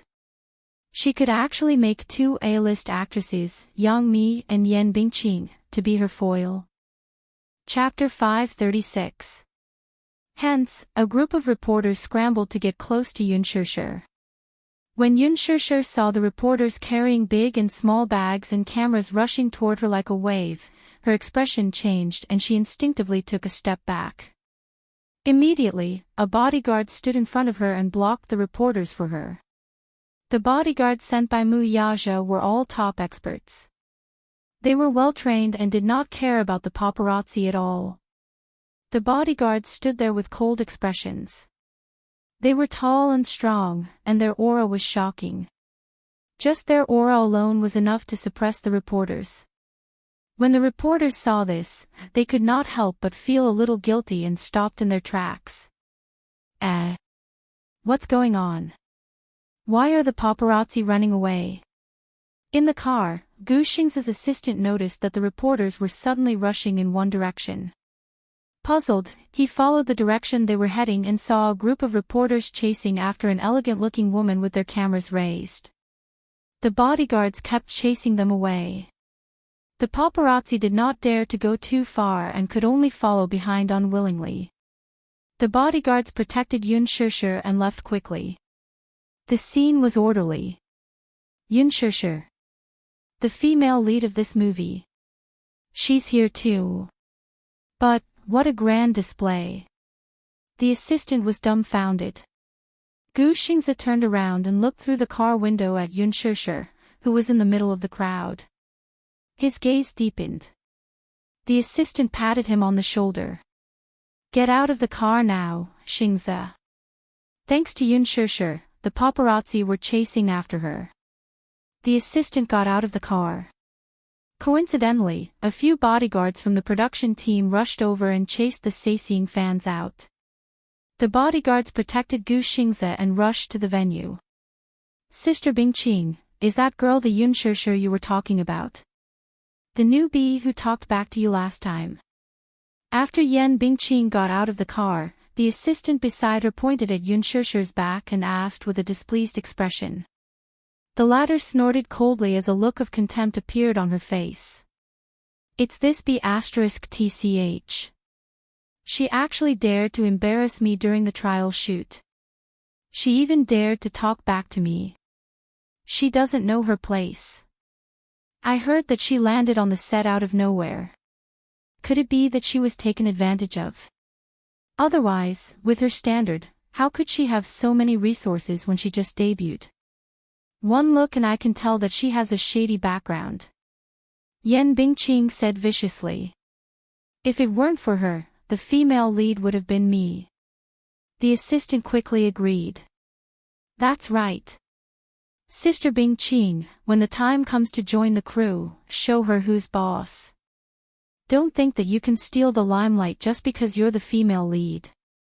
"Humph, there's no need to rush." Yan Bingqing was still rational and waved her hand. "Let's talk about this later and see how she performs. If she doesn't know her place and wants to fight with me, I don't mind teaching her a lesson." Sister Bingqing, you're an A-lister." "She's not even an A-lister. Who knows if this movie will become famous after spending so many resources on her. Who knows, she might become the poison of the box office in the end. That would be interesting." "Alright, the opening ceremony is about to start. The media is already here. Let's hurry over," Yan Bingqing instructed, and the assistant immediately followed behind. At the venue of the opening ceremony, the entire crew of more than 100 people had been waiting for a long time. Chapter 537. The main cast and crew were all present. Yun Shishir was surprised to find that June Mo was also present. She immediately walked over and greeted her with a smile. "June Mo, you're here too." June Mo smiled at her. "Yes. Qin Zhou rushed me over to play a cameo role." "What role?" "The name in the drama is Su Qi." June Mo thought for a moment and said, "I worked overnight on the script, so I'm not very familiar with the character. I think I have a scene with your character." Su Qi is Yin Xiaochuan's first love in the drama. However, it's a male character. Yun Shishir suddenly broke out in cold sweat. She sized June Mo up. Indeed, in terms of appearance, June Mo was very tall and slender. She had neat short hair and a handsome face. She was well-dressed and was very suitable for the role of a beautiful young man. However, it was rare for a woman to dress up as a man. June Mo's expression did not change. "I landed in the production team out of nowhere. Originally, this role had already been decided, but Qin Zhou snatched it from me in order to open up a career for me." At this point, June Mo could not help but feel a little guilty. This role was originally set for a new generation of young hunks, but she had snatched it out of nowhere. Moreover, she had even played a role. It was probably infuriating. Yun Shishir understood what she meant. Qin Zhou was hoping that she would develop into an actress. The Green Apple was a very good resource. Many new generation actors were racking their brains to get involved, even if it was just a supporting role with few scenes. June Mo might be able to attract countless fans with this role. Lin Fengtian's movie focused on youth and was very popular among young people. Young people were the largest consumer group in the movie market. Moreover, the character of Su Qi was very popular. It was no wonder that so many young hunks were lining up to get this role. In the original novel, this character's popularity was second only to Yin Dongyu's. Even Lee Jiuxian did not manage to get this role because his facial features did not match the image in Lin Fengtian's mind. Handsome, gentle, devoted, and sunny, he fit the image of a prince charming in the hearts of many girls. In the script, he had many touching scenes with Yin Shuchuan. Regardless of gender, Jun Mo was very suitable for this role. Jun Mo smiled and said, I heard that there's a kissing scene between Yin Shuchuan and Su Qi in the script. Sure, you don't mind giving me your first screen kiss, do you? Yun Shishi's face immediately turned red. She pursed her lips and smiled shyly. Jun Mo was touched by her pure smile and couldn't help but reach out to stroke her head. Alright, I was just teasing you. Don't take it seriously. Jun Mo, I realize that you're quite a boyfriend. Jun Mo was taken aback. Then, she smiled and said, how about I be your boyfriend? She leaned over and inched closer to her. Her expression was so gentle that one couldn't help but sink into it. Yun Shishi was in a daze as she stared at the woman's approaching face. Her heart started to beat wildly. Jun Mo looked at her reddening face with interest and couldn't help but chuckle. Shishi, you're so cute. Don't tease me. Behind them, Qin Zhou walked over and glared at the two of them. The opening ceremony is about to begin. Hurry up and stand in line. Chapter 538. The opening ceremony officially began. First, the director and executive producer went on stage to speak to the media. Following that, the representatives from the various departments of the production team went on stage to offer incense. Finally, as one of the two main leads, Yun Shishi, who was Gu Xingze, naturally had to go on stage to offer incense. Yun Shishi and Gu Xingze went on stage face to face and the media erupted in cheers. The appearance of the two main leads was undoubtedly the climax of the opening ceremony. Youth movies were very strict about the looks of the main leads. Yun Shishi and Gu Xingze were the epitome of reverse aging. One was 24 years old and the other was 28 years old. When they stood together, they were the perfect match for the male and female leads in the original novel. Yun Shishi had specially chosen a snow-white dress today, which accentuated her well-proportioned figure. Her luscious black hair cascaded down her shoulders like satin, and her porcelain-like face was pure and elegant. Gu Xingze wore a snow-white shirt and black slim pants. His simple outfit exuded a youthful aura. His delicate facial features were youthful and handsome. His skin was fair and clear, and his eyes were clear. Therefore, even though he was 28 years old, he did not feel out of place when he played Yin Dongyu from high school to university. When the two of them stood together, there was no need for post-production editing. Their good looks seemed to have established the foundation of the movie's box office. The media reporters standing below the stage were all amazed. Rumor had it that Lin Fengtian had a strict eye for talent. He was very precise about the positioning of actors and had a unique eye for choosing actors. At first, they were more or less doubtful about why Yun Shishi was chosen as the female lead. However, looking at the two of them on stage, they could only feel the beauty of youth and the kindness that time had shown them. It made them jealous. Lin Fengtian had chosen her for a reason. Whether it was in terms of looks or temperament, Yun Shishi was qualified for this role. Compared to the previous female lead candidates, Yan Bingqing, Yang Mi, and Yun Shishi, although they were about the same age, their looks were obvious. Yun Shishi and Gu Xingze looked at each other, then walked to the tribute table and lit up an incense stick. Gu Xingze lowered his head and lit the incense. The two of them bowed together. After offering incense, it was time for the two main actors to interview each other. Hello, Yun Shishi. I'm a reporter from Phoenix Media. Please talk about how you feel about playing the role of Yin Shuchuan. Yun Shishi, who had received on-the-spot training, only needed a few seconds to come up with a draft. She smiled and said, "Thank you for your question. First of all, I am very happy to be able to work with such an excellent team.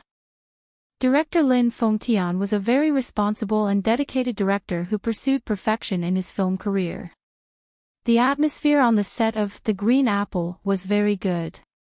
He felt very honored to be able to work with so many outstanding friends. I like the script of The Green Apple very much. I've read the original novel before. The character of Yin Xiaochuan is brimming with youthfulness and dares to love and hate. I will try my best to do my best. Finally, please advise me. As soon as he finished speaking, there was a round of applause. Hello, Gu Xingze. Can you also talk about how you feel about acting in this movie? Chapter 539. After a pause, he turned to look at Yun Shishir and slowly said, I'm also very happy to be able to work with Shishir. Shishir is the Yin Xiaochuan in my heart. She's a very talented newcomer and is full of spirit. I'm very happy to work with her, and I hope that the upcoming filming will go smoothly. Everyone, please look forward to The Green Apple. Thank you. A reporter immediately raised his hand and asked, Xingze, there are rumors that you were the one who recommended Yun Shishir to Director Lin. Can you verify if this rumor is true? There was a moment of silence. Everyone looked at each other. Yun Shishir was recommended to Lin Fengtian by Gu Xingze. Gu Xingze was silent for a while, then slowly nodded and said, yes. The media reporters below the stage immediately exploded. The situation was a little out of control. Originally, the reporters who were invited for an interview had already been arranged by the production team. Now that Gu Xingze's speech had caused the reporters to become restless, the questions they asked were getting more and more deviated from the main topic of the interview. Xingze, what's your relationship with Yun Shishir? Gu Xingze calmly replied, we're friends. Just ordinary friends. There are rumors that Yun Shishir is your first girlfriend. Is this true? Nonsense. Gu Xingze, what do you think of Yun Shishir, this newcomer actress? Although she's a newcomer, she's full of spirit and very talented. She'll be an excellent actress. Gu Xingze, at Huanyu's annual cocktail party, Yun Shishir was your female companion. May I ask if you invited her? I invited her to be my female companion. May I ask if she and you, seeing that the situation was getting out of control, Qin Zhou immediately sent people to escort Yun Shishir and Gu Xingze off the stage. The MC went on stage to make a closing speech, and the opening ceremony ended in a hurry. After getting off the stage, Yun Shishir looked a little upset. She was caught off guard by the media's fierce questions and didn't know how to respond several times. If it wasn't for Gu Xingze's strong ability to react on the spot, she might have said something wrong. Gu Xingze had been in the entertainment industry for 10 years, so he was experienced in reacting on the spot. He had long been used to such situations, so he was able to react fluently. But to her, it was inevitable that she was not used to it. Gu Xingze looked down at her flustered expression and asked softly, are you scared? A little. Yun Shishir was still in a state of shock. These media reporters should have interview scripts. How did the situation get completely out of control in the end? Gu Xingze patted her on the shoulder and comforted her, the media is like this. They are all pervasive and take advantage of every opportunity. Even if they have interview scripts, they won't follow the routine. Yes, thank you for just now. If it wasn't for you, I wouldn't know what to do. Yun Shishir thanked him sincerely. Gu Xingze only smiled. Qin Zhou rushed over. When he saw Yun Shishir, he scolded her, why is your ability to react on the spot so bad? What happened to the skills you learned? Yun Shishir looked aggrieved, Chairman Qin, it's my first time. Qin Zhou was angry and ignored her explanation. You almost said something wrong a few times just now. You really scared me to death. If it wasn't for Xingze, you would definitely have been led into the gutter by those sly media reporters. Yun Shishir was scolded until she felt hopeless. Chapter 540. Even if you don't know how to respond, you have to smile, okay? You have to maintain the demeanor of a goddess at all times. What's with that confused face just now? Reporters always choose to publish articles with gimmicks when they take photos. You were so stunning at the cocktail party before, and now your ugly photos are taken by the reporters. Do you still want your goddess-like demeanor? Yun Shishir felt as if her soul was about to leave her body after listening to her vicious scolding. Gu Xingzi frowned and said, "Qin Zhou, be gentler. Okay, pack up. There's a photo with the main creator later. Remember, if someone wants to take your spot, don't give way, okay? You're the female lead, so you can just stand next to Xingzi." Qin Zhou was a little worried that Yan Bingqing would take his spot. Yun Shishir nodded. After taking the photo with the main creators, the opening ceremony officially ended. In the blink of an eye, it was already evening. "Let's have dinner together." Gu Xingzi walked to Yun Shishir and asked. Yun Shishir licked her lips. She was a little hungry, so she nodded slightly. He asked again, "What do you want to eat?" What's good around here?" Gu Xingzi said, "We'll go eat whatever you want to eat." Yun Shishir smiled playfully and said, "Let's go eat Western food then." Gu Xingzi broke into a smile and readily agreed. Secret Love Western Restaurant was located in the busiest area of Huaihai Road. The decorations were elegant and the Western food was exquisite, so it was very popular. If one didn't make a reservation, it would be difficult to get a seat. Moreover, it was mealtime now. Knowing that Yun Shishir wanted to eat Secret Love Western food, Gu Xingzi sent someone to call and make a reservation in advance. Naturally, it was a matter of course. The restaurant manager even specially arranged an elegant booth for them. It had elegant lighting, glass windows, and beaded curtains.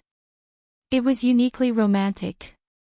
Therefore, when the waiter led them to the booth, Yun Shishir felt a little happy and excited. She sat on the seat contentedly, her little head turning around curiously, looking at the decorations of the booth. Gu Xingzi sat down gracefully. As soon as he sat down, Yun Shishir looked up and flashed him a brilliant smile. She said happily, "The atmosphere here is so romantic. It's a good place." "Thank you, Xingzi." Gu Xingzi was slightly stunned. He suddenly realized that she was thanking him for bringing her to eat Western food. He could not help but frown. He had been sick of Western food since he was a child. To be honest, Western food made with love was delicious, but for his picky taste, it was still average. Originally, he had planned to take her to the French restaurant if she liked Western food. However, seeing how much she longed for this place, he gave up on the idea. Yun Shishir saw him frown and mistakenly thought that she had made him angry. When she thought of how she had called his name so directly, her cheeks turned red. She said softly, "Senior Gu." Gu Xingzi raised his eyebrows. Yun Shishir continued to explain, "I don't think I should have called your name directly." "Yes." What?" Gu Xingzi calmly picked up the menu on the side and handed it to her. He looked at her deeply and said lightly, "You can call my name." His eyes were gentle for a moment, then returned to their usual calmness. He lowered his head and looked at the menu. Chapter 541. Xingzi. Xingzi. What a nice name. She recalled what Qin Zhou had said before. It seemed that very few people were qualified enough to call him by his name, but he allowed her to call him that. Did this mean that he treated her as a friend? Yun Shishir pursed her lips and smiled at the thought of this. Western dishes were all the same, but Meat AI Western restaurant's most popular signature dish was the steak. The steak here was quite delicious and had a unique flavor. Gu Xingzi ordered some dishes of his own, some snacks, and a medium-rare filet mignon with black pepper. Yun Shishir, on the other hand, was at a loss. Looking at the dazzling array of menu, the mouth-watering steak, spaghetti, delicious snacks, exquisite desserts, and ice cream, she was really a little dazzled. She had never ordered Western food by herself and didn't have her own ideas. She really didn't know what to order. Looking at this and that, which were quite delicious, she was a little hesitant for a moment.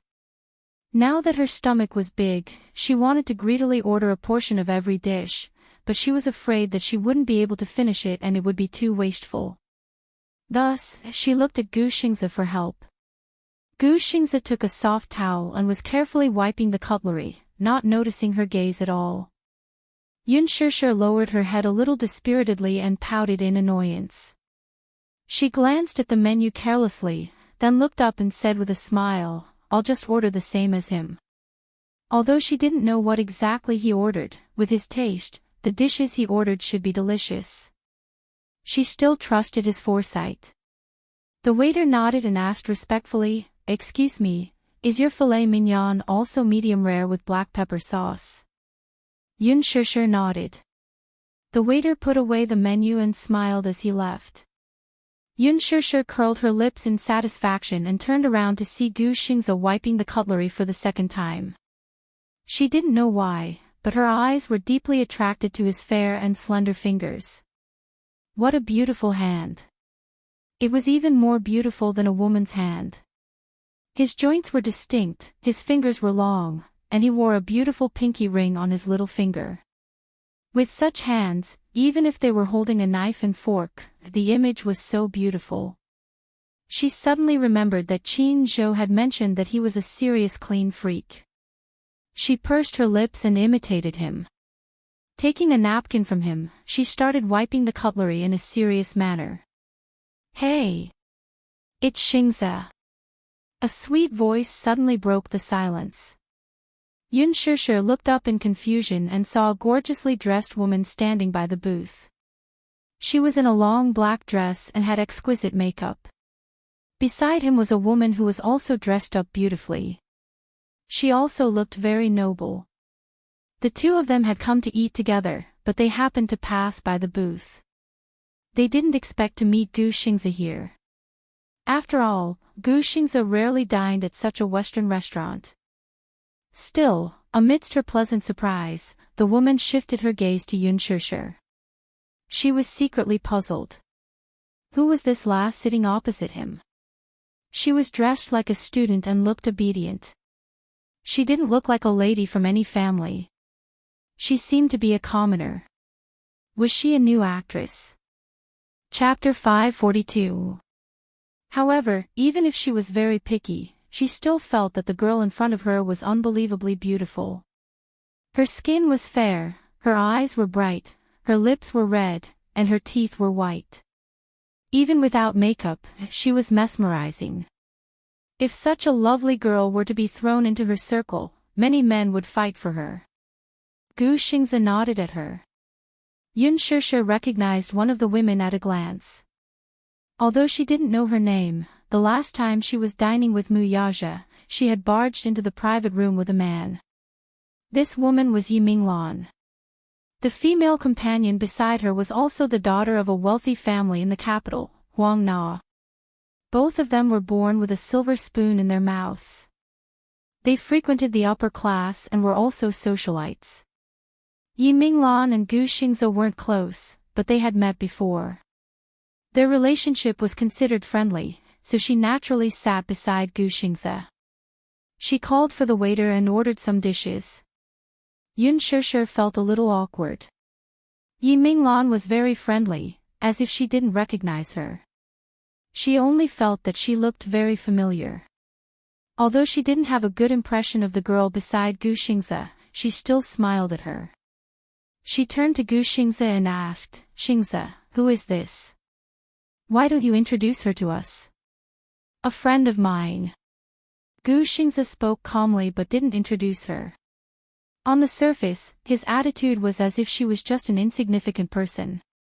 In reality, it was to protect her. Yiminglan smiled slightly. Although she couldn't figure out her identity, judging by Gu Xingze's attitude, she was probably just an ordinary friend. Although she didn't like her, she still stretched out her hand in a friendly manner and said, "Hello, I'm Yi Minglan. I'm also Xingza's friend. This is my good friend, Huang Na." Yun Shishir's lips curled into a stiff smile as she shook hands with her friend, feeling very uncomfortable inside. She had been a little shy since she was young, so she was a little afraid of strangers. Now that there were two strangers sitting in her seat, she naturally became a little reserved. Huang Na was a fan of Gu Xingza's, but she did not have much interaction with him. She would occasionally see him from afar at some business cocktail parties. Now that she was in close contact with him, she could tell that he was as handsome and elegant as the rumors made him out to be. At once, she had a 200% favorable impression of him and was very tempted. However, she was aware of her own limitations. A man like him could at most be seen from afar. If one really wanted to get close to him, it would be harder than ascending to the heavens. If it wasn't for Yi Minglan, she probably wouldn't have been able to sit in this position. The dishes were served very quickly, and the waiter's attitude was also very respectful. The manager had specifically told him that the guests at this table must be treated with utmost care, and their orders must be prioritized. Yun Shishir was already very hungry, but when she saw the dishes on the table, she instantly lost her appetite. She faintly had some doubts about Gu Xing's taste. Before this, she didn't know the meaning of how well done a steak was. She also didn't know what it meant. Before this, she also didn't know that creatures like snails could be used as delicacies. Chapter 543. How was she supposed to eat it? But the food had already been served. She couldn't possibly return it, right? That would make her a laughing stock. Thus, she gritted her teeth and looked like she was facing death calmly. She picked up her knife and fork and started cutting the steak. After all, it was still half raw. The cutlery used in Honey Love Western food was made of stainless steel, so it was a little heavy. In addition, she wasn't very good at using a knife and fork, so she couldn't cut it no matter how hard she tried. Yun Shishir frowned in annoyance and suddenly felt a little embarrassed. She raised her head to look at Gu Xingza again and saw him elegantly cutting the steak. Sensing her pleading gaze, he raised his head and saw her pursing her lips and staring at him as if she was silently hinting at something. Gu Xingza secretly laughed. This little fool just had to order the same meal as him. His taste had always been more unique, so how could she possibly get used to it? He quietly swapped his plate with hers. Yun Shishir was stunned. Looking at the steak in her hand that he had already cut, she picked up a piece with her fork and swallowed it with difficulty. She closed her eyes tightly and bit down. It was half raw and she couldn't bite through it. Yun Shishir's mouth pouted. She couldn't spit it out or swallow it. Her expression was really sullen. She was a little regretful. If she had known earlier, she would have ordered it herself. Yi Minglan's food was quickly served. They were all exquisite snacks that made Yun Shishir's heart skip a beat. Yi Minglan smiled and chatted with Gu Xingza as she ate. Yun Shishir really wanted to order something else, but she was too embarrassed to interrupt. Thus, she lowered her head and silently swallowed. She really swallowed without chewing. Gu Xingza wasn't very interested to begin with. When he turned his head and saw Yun Shishir's pained expression, he couldn't help but laugh. Thus, he slowly put down his knife and fork and asked, "Would you like to order something else?" Yun Shishir's eyes lit up and she nodded as if she had been granted amnesty. She couldn't stand such food anymore. After that, Gu Xingza ordered a bowl of spaghetti and some desserts for her. Yun Shishir did not have a big appetite. After eating so much food, her stomach was already bulging. Halfway through the meal, Yi Minglan suddenly thought of something. She turned around and asked, "Xingza, today is my birthday. I wonder if you could give me some face and celebrate my birthday with me." Before Gu Xingza could answer, Yi Minglan quickly added, as if she was afraid that he would reject her. I'm planning to celebrate my birthday at a bar. Many of my friends will be there. Xingzi, you won't refuse to give me face, right? She was indeed a socialite who frequented social cocktail parties. Naturally, she had some skills with her words. With such an appropriate excuse, even if Gu Xingzi wanted to refuse, he had no reason to do so. He pondered for a moment and then nodded. When Yi Minglan saw that he had nodded, she was naturally elated. Gu Xingzi looked at Yun Shishir and said, "Let's go." Okay. He stood up elegantly and led Yun Shishir away. Yi Minglan and Huang Na also planned to leave. They called the waiter to settle the bill, but they found out that the bill for this table had already been charged to Gu Xingzi's credit card. Chapter 544. Huang Na was surprised. Oh my God.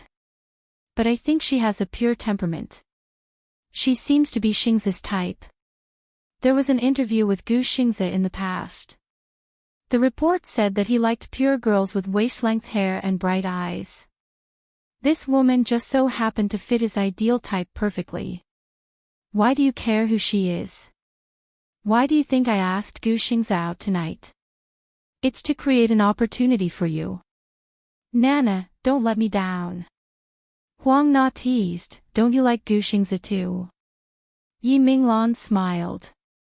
Gu Xingzi is a dragon among men, but I only admire him. I have someone in my heart. Who is it? Huang Na asked curiously.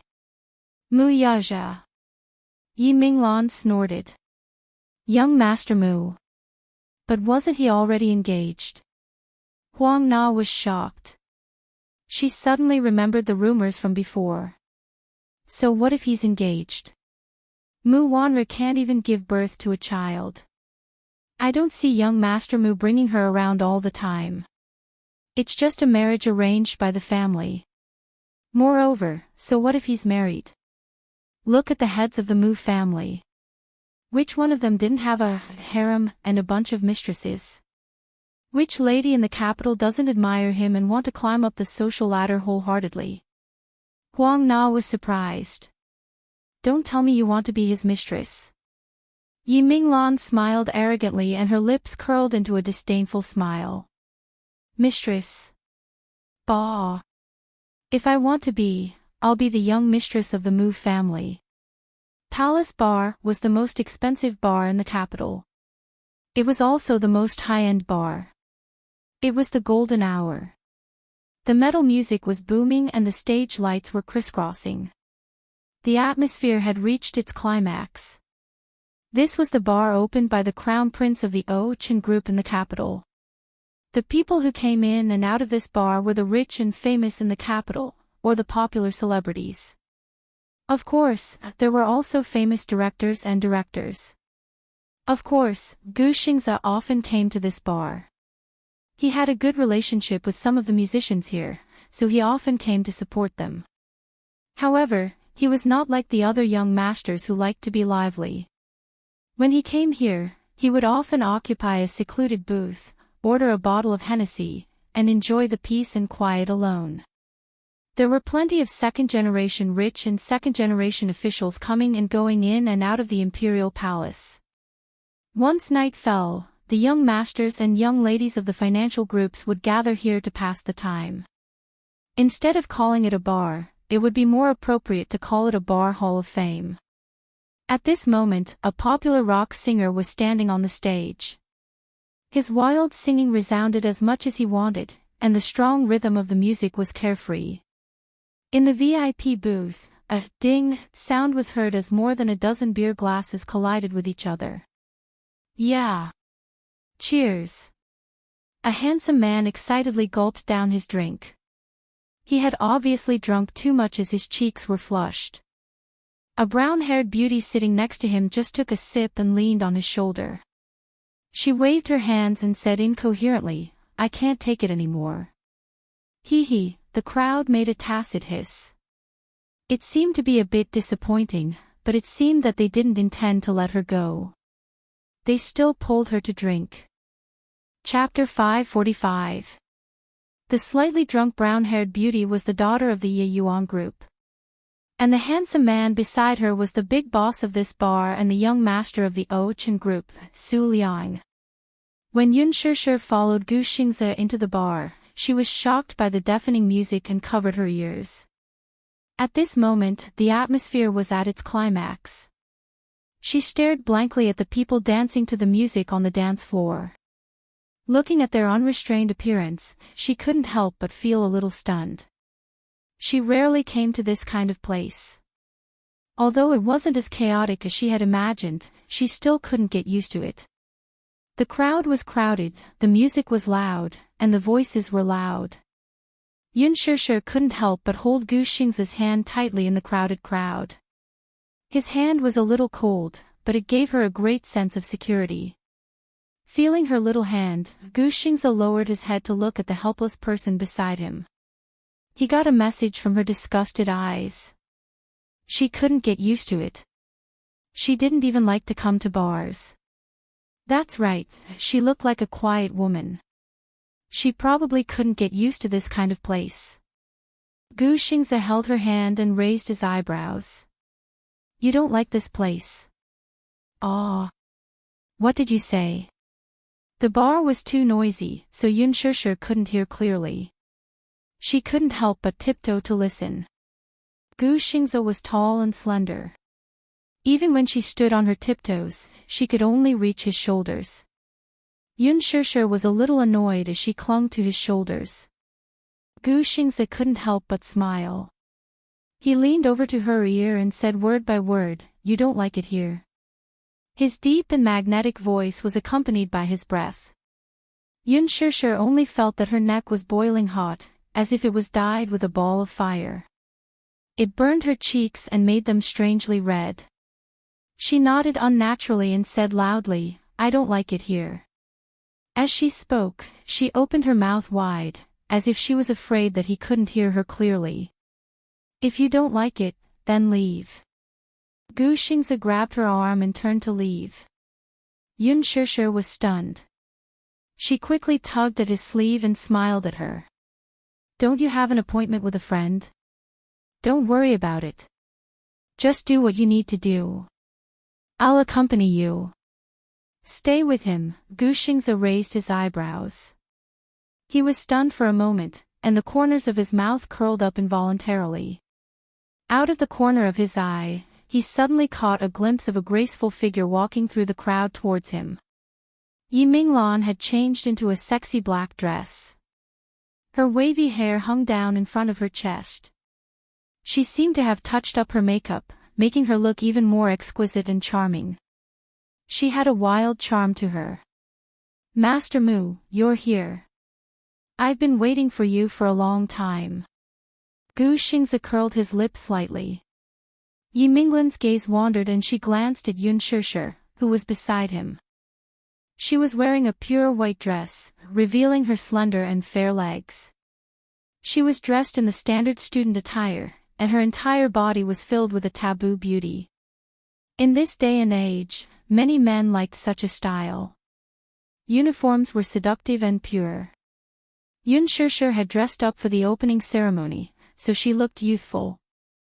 Now, she was somewhat out of place in such an occasion. Yi Minglan suddenly felt that she looked familiar. She seemed to have seen her somewhere before, but she couldn't recall where. Chapter 546. Realizing that she was looking at her, Yun Shishir hid behind Gu Xingze uneasily. She scanned her surroundings timidly, her little hands clutching his sleeves tightly and her lips curled into an unnatural arc. Yi Minglan smiled at her and greeted her with a friendly smile. "Hello, do you still remember me? We met at the Western restaurant just now." Even though she didn't really like this girl, she was Gu Xingze's female companion after all. Naturally, she didn't dare to show her any attitude. Yun Shishir shook her head blankly. Yi Minglan was a little embarrassed, but then she smiled naturally. "It's okay, we'll be done soon. Come, Xingze, come with me. Everyone's here and we're just waiting for you." Gu Xingze nodded, lowered his head, and held Yun Shishir's hand. They followed the woman to the booth. Yi Minglan ran into the booth first and said excitedly, "Hee hee, I've invited a VIP today. Hurry up and give up your seat. Li Chengze, sit over there. Give up your seat." Li Chengze was a little unhappy. The seating arrangement was particular. It was Yi Minglan's birthday today, so naturally, she would be the one sitting first. However, the other seats were arranged according to the person's status. The seat he was sitting in was naturally a good one.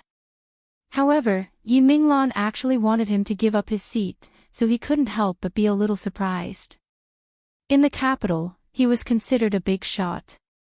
Yet, she wanted him to give up his seat for someone else. Li Chengze was a little unhappy. Oh, who's the big shot that's coming? Who made Great Beauty Yi so excited that she's starting to chase people away? Yi Minglan smiled sweetly, "You'll know when he's here." As soon as she finished speaking, Gu Xingze held Yun Shishir's hand and walked slowly into the booth. When his face was revealed under the dim light, everyone present could not help but suck in a breath of cold air. Li Chengze choked on a mouthful of smoke and coughed repeatedly. In front of her, the handsome man was wearing a dark red shirt. His every movement was gentlemanly, and his bearing was extraordinary. His facial features were as exquisite as the work of the gods. He had sharp eyebrows and a pair of enchanting phoenix eyes. His eyelashes were long and thick, concealing the charming light in his eyes. If Gu Xingze was said to be an elegant gentleman in front of the camera, then he was unruly, calm, introverted, and cold and arrogant in front of the camera. When their gazes landed on the timid girl beside him, all the men present couldn't sit still any longer. Just how beautiful was this girl? They could not express it in words. Her hair was like refined clouds, her eyebrows were like willows, and she had a fair and clear oval-shaped face. Her willowy eyebrows were slightly furrowed, and her pair of almond-shaped eyes were bright and charming. She looked like a fairy from ancient times.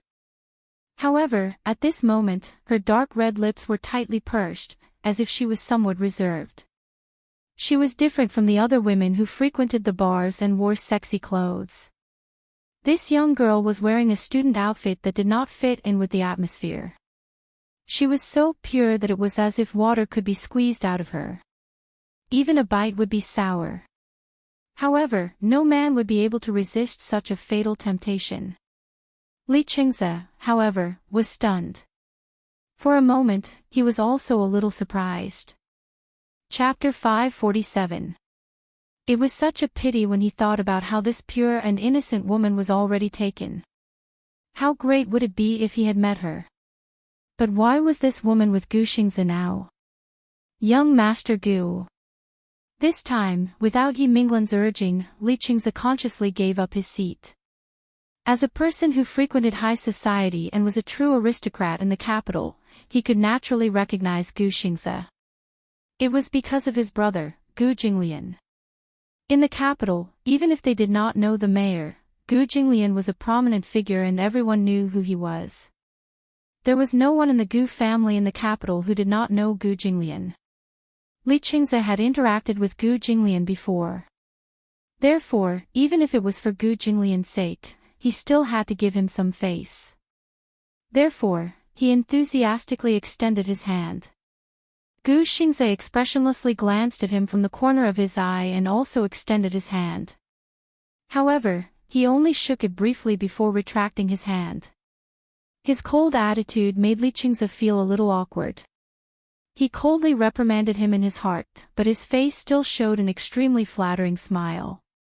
Gu Xingze held Yun Shishir's hand and sat down. Li Chengze selfishly sat next to Yun Shishir. He looked at such a delicate person sitting next to him. Her exposed snow-white arm unintentionally brushed past his elbow. Just this alone was enough to make him feel a little uneasy. She was such a beautiful woman, and a small unintentional action from her was enough to stir his heart to the point that he couldn't sit still. The woman sitting next to Li Chengze saw Gu Xingze and couldn't help but feel a little moved. She was not a socialite in this circle. She was just a young model who had made a name for herself in the entertainment industry. She had never attended any high society events. With her status, naturally, she had never had the chance to meet Gu Xingze in person. She only knew that Gu Xingze had debuted for 10 years and no one could shake his heavenly king status. But for a celebrity to be able to make Li Qingze give up his seat, she must have some background. Therefore, she quietly nudged Li Qingze's elbow and whispered, "Young Master Li, this Gu Xingze's background isn't simple." Yes. His brother is young Master Gu, a powerful figure. Master Gu? Which Master Gu? Li Qingze was fully focused on Yun Shishir and had no time to pay attention to her. He only glanced at her impatiently. How many young Master Gu are there in the capital? He's the young Master Gu I mentioned to you before, one of the 4 young masters of Beijing. I've only heard of the Gu family in Beijing. They have an incredible background. That's right. Who else in the capital could make Yi Minglan respectfully address him as young Master Gu? Of course it's Gu Jinglian from the Gu family. The other man beside Li Qingze turned pale with fright. Ah. He's Master Gu's younger brother. As she spoke, she lowered her voice again. I thought he was just a celebrity. Looks like he's really young. Is he in his early 20s? Yi Minglan was seated next to them and naturally overheard their soft conversation. She snorted arrogantly and said, "If it wasn't for my sake today, I reckon that you wouldn't even have the right to sit and drink with him." Li Qingze sighed but didn't refute her. In his heart, he acknowledged that Gu Jinglian was a powerful figure. Chapter 548. Li Qingze suddenly looked at Yun Shishir with interest. His eyes lit up as he muttered, "Minglan, what's the name of the girl sitting beside him? If you can get her for me." Yi Minglan rolled her eyes at him and snorted disdainfully. "Look at you. Why? Are you interested in her? Don't think of being an old cow who chases young grass. Can you help me think of a way to get this woman? When the time comes, I'll give you the limited edition Hermes bag that you've taken a fancy to." "Who cares?" Yi Minglan pushed him angrily. Her lips curled into a mocking smile. "Enough. Keep on dreaming. How dare you have designs on Xingze's partner? Are you tired of living?" Li Qingze's eyes were filled with excitement. He said softly, "Isn't it just a woman? Is there a woman in the capital that I, Li Qingze, can't handle? Hee, it seems like this girl is really sweet. Wasn't she with young Master Mu the last time?" "Most likely, young Master Mu played with her on a whim." Yi Minglan took a few more glances at Yun Shishir when Li Qingze mentioned her. She immediately recognized that this girl was the one who had dined with young Master Mu the last time. No wonder she found her familiar. She was upset when she thought of how she had chased them out the last time. However, on second thought, this woman was with Gu Xingze now. Perhaps young Master Mu was tired of her and wanted to use Gu Xingze to climb up the social ladder. Ha! She was quite pitiful when she thought about it. She felt much better when she thought about it this way. Forget it. She's Gu Xingze's female companion now, after all. I can't turn him down. Li Qingze furrowed his brows disapprovingly. Isn't it just a woman? Why? He's Gu Xingze. What kind of woman doesn't he have? What kind of woman can't wait to get close to him? There are so many women who want to climb into his bed. Why would he care about this one? Yi Minglan glanced at him coldly and muttered, I've never seen Xingzhe with a female companion, and I've never seen him dote on a woman so much. You haven't seen him at the Western restaurant just now. It was the first time I saw him cut a steak for a woman. It seems that Xingzhe has special feelings for this woman. At first, when she saw Yun Shishir, she thought that she was some rich young lady, but she couldn't remember who she was. In the upper-class society of the capital, she had interacted with all the rich and famous ladies, but she really did not have any impression of her. But from the looks of it now, she was probably just a newbie in the entertainment industry who was eager to climb up the social ladder. A young model. Actor. She was definitely not the daughter of a rich family. Li Qingze looked displeased. Yi Minglan added, "I advise you to give up on this woman as soon as possible." When he heard this, he coldly snorted, but did not care. Women were all the same. Since she could climb into Mu Yage's bed, and now she was beside Gu Xingze, why couldn't she climb into his bed? At most, he would wait until Gu Xingze got tired of her and kicked her away. It wouldn't be too late for him to make his move then. She was such a sweet stunner. Even if she was a leftover from Mu Yage and Gu Xingze, he wouldn't mind. Chapter 549. Ever since Gu Xingze entered the booth, it was as if a bucket of cold water had been poured over the originally lively atmosphere. Although they were about the same age as Gu Xingze, and some were even older than him, they were all playboys and rich young masters who loved to have fun. Originally, it was Yi Minglan's birthday and they came to the bar to make a scene. The atmosphere was originally quite good, but when Gu Xingze sat here, the atmosphere immediately became a little strange. This man was clearly in his 20s and looked young and handsome. However, his aura was mature and steady. His face was cold and his eyes were cold and emotionless. He did not smile and his whole body emitted a low and distant aura. Even the smile on Yi Minglan's face gradually froze. Li Qingze was still the smart one. Seeing that the atmosphere was a little cold, he naturally changed the topic to Yun Shishir. "Ah, who's this female companion beside Xingze? She's so beautiful." When Yun Shishir heard someone mention her, she looked up awkwardly and glanced at Li Qingze. Her doe-like gaze made him a little impatient. If she was not Gu Xingze's female companion, he was really afraid that he would not be able to control himself and pull her into his arms and ruthlessly ravage her pink lips. Just as Li Qingze's voice fell, the others came to life and started praising her one by one. These praises came from the bottom of their hearts. It was undeniable that Yun Shishir was the type that could easily move a man's heart. Pure and lovely. As long as one was a man, who could resist her? Li Qingze smiled gently at her and kept his usual frivolous appearance. He asked gently, "My name is Li Qingze. You can just call me Qingze. May I know your name?" When Yun Shishir heard him ask for her name, she frowned slightly but hesitated and did not dare to speak. In her heart, she was extremely repulsed by this man's conversation. In fact, she did not even like this man. Perhaps it was because she felt that he was frivolous, which made her dislike him very much. Li Qingze's heart was a little itchy. This girl was really afraid of strangers. He wondered what she was like in bed. Was she loose? Or was she as sweet as her appearance? It was not that he had not played with innocent girls before, but most of them were pretentious and vain.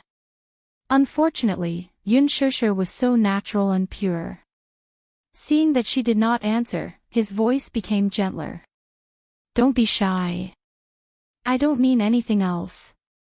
Hearing him say this, he did not seem to have any ill intentions. Yun Shishir bit her lips and said plainly, "My name is Yun Shishir." Her voice was soft, gentle, and pleasant to the ears like a clear spring, pleasing to the ear and light. Li Qingze smiled, revealing his white teeth. His eyes were filled with intimacy. What a nice name. Can you be my friend?" Gu Xingze glanced at Li Qingze from the corner of his eyes. His lips curled up slightly as he suddenly raised his chin.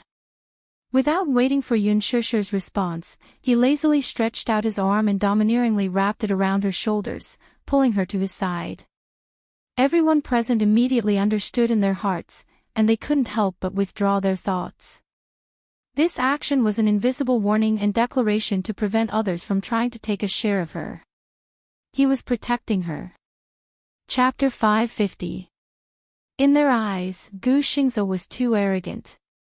Coupled with his prominent status, he looked cold and aloof, making him unapproachable. Moreover, they were not on the same level as Gu Xingze. One was the sky, while the other was the earth. Thus, Gu Xingze and Yun Shishir gradually formed a barrier in the booth. The others chatted and laughed.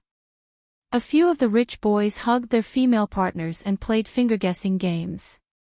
Gu Xingze did not like noisy atmospheres to begin with and found them boring. Yun Shishir sat at the side and looked at the people around her. She suddenly felt that she was in a different world from this group of people. Yi Minglan squeezed Yun Shishir to Li Qingze's side and sat next to Gu Xingze. She was obviously creating an opportunity for Li Qingze. Yi Minglan poured a glass of Hennessy for Gu Xingze and glanced at Yun Shishir with disdain from the corner of her eyes. Yun Shishir turned her face inadvertently and sensed the hostility in Yi Minglan's eyes. She could not help but be stunned. She was sitting here doing nothing. Why did this woman's eyes look so sharp? Yun Shishir felt uncomfortable. However, Yi Minglan regained her bright smile in the blink of an eye. It was as if the coldness in her eyes was just an illusion. Yun Shishir could not sit still. She could not wait to end it and be free. She turned her head and looked at Gu Xingze. She saw him pick up the glass and drink the Hennessy in one gulp under Yi Minglan's pestering. He looked a little annoyed. She thought to herself that he must be bored too. Xingze, today is my birthday. Do you have a gift for me? Yi Minglan suddenly hooked her arm around Gu Xingze's arm. She seemed a little drunk after drinking a few glasses of wine. She leaned her head on his shoulder and acted coquettishly. It was too rushed, so I didn't prepare anything. Gu Xingze smiled and said. As soon as he finished speaking, a few people at the side started to jeer loudly. Drink as punishment. Drink as punishment. Drink as punishment. Since you didn't prepare a gift, you should at least drink a glass of wine as punishment. It's Sister Minglan's birthday tonight. Young Master Gu, you forgot to prepare a present. Yi Minglan immediately gestured for them to stop. She turned to look at Gu Xingze and stammered, Of course we have to drink as punishment. But you should at least give me a gift, right? At this moment, the singing on the stage stopped abruptly. At the end of the song, the band gave their thanks and left the stage. Encore! Encore! The audience below the stage was in high spirits, and they all asked for a return performance. Yi Minglan suddenly smiled coquettishly and said to Gu Xingze, Xingze, didn't you release a new EP recently? Can you make an exception and play a song for me tonight? As soon as he finished speaking, Li Qingze immediately whistled. Wow! Xingze, please perform a song. Gu Xingze turned to look deeply at Yun Shishir. The latter was slightly taken aback, but her lips curled into a smile and her eyes signaled him not to bother about her. Gu Xingze retracted his gaze and glanced at Yi Minglan. He then raised his glass of Hennessy and drank it in one gulp. As the crowd cheered, he stood up and said to Yi Minglan, Okay, I'll sing a song for you. Wow! That's great! Sister Minglan is indeed impressive. Gu Xingze walked up the stage, and a band immediately went up to play for him. He turned around and briefly communicated with a few musicians. Then, he sat on a chair and held the microphone. Chapter 551. He turned around and exchanged a few words with the musicians. Then, he sat down on the chair and held the microphone. His handsome face was exposed on the stage, and the people under the stage made a burst of excited discussion. Gu Xingze. Oh my God! Why is Heavenly King Gu here? I'm so excited. This is the first time I've seen Gu Xingze in person. He looks so good. On the stage, Gu Xingze suddenly looked up. His gaze seemed to penetrate the crowd and landed on someone in the booth. His lips curved into a charming smile, and his eyes were full of affection. Oh my God! Look, Gu Xingze is looking at me. Yi Minglan saw Gu Xingze looking at her. She stood up excitedly and spoke with pride and contentment. Soon, someone echoed, "That's right. Heavenly King Gu is looking at Sister Minglan." Heavenly King Gu doesn't like Sister Minglan, does he? Look at Heavenly King Gu's eyes. Oh my God, they're so affectionate.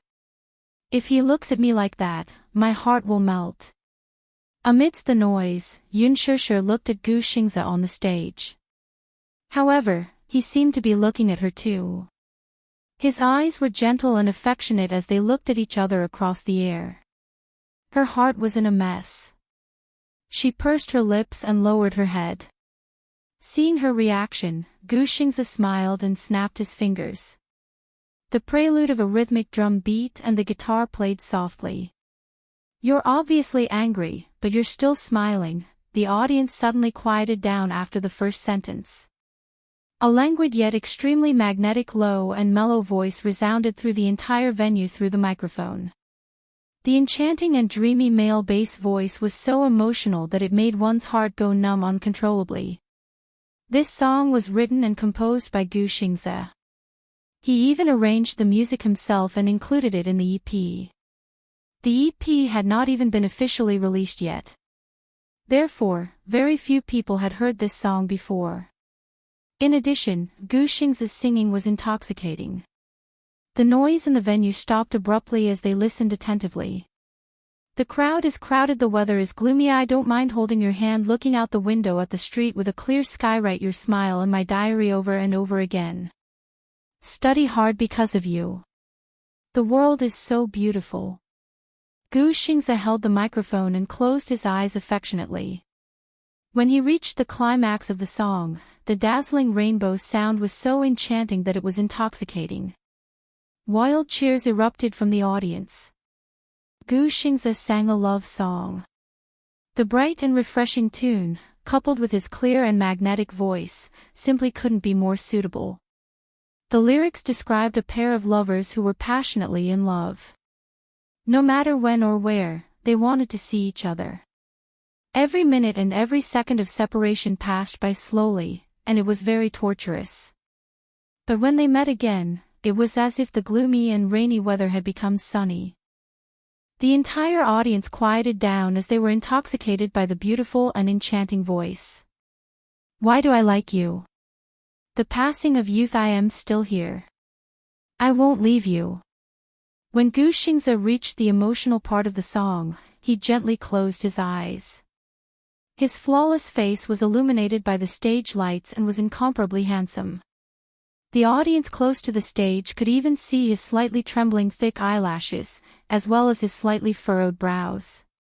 It made the young girl's heart unable to find a place to express her feelings. Coupled with the song, his stage performance was full of tension and captivating.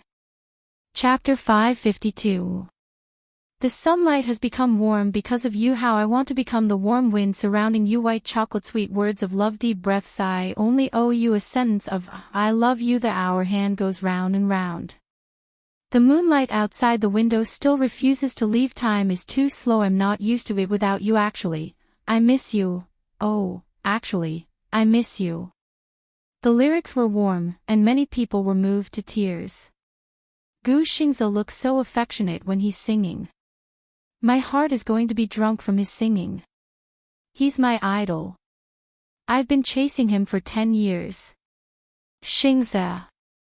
Xingze, I love you. Yun Shishir was in a trance listening to the song when a hand suddenly touched her arm and rubbed it.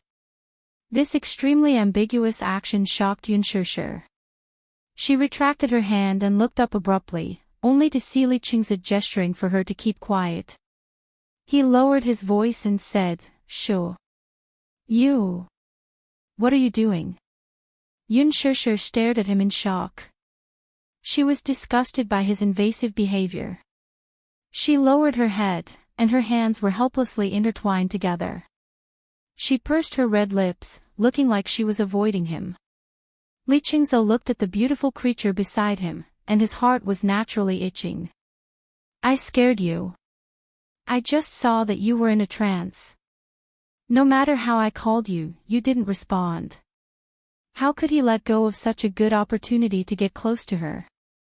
He immediately leaned over and said with a smile, "Good girl, don't mind it. I just wanted you to drink with me."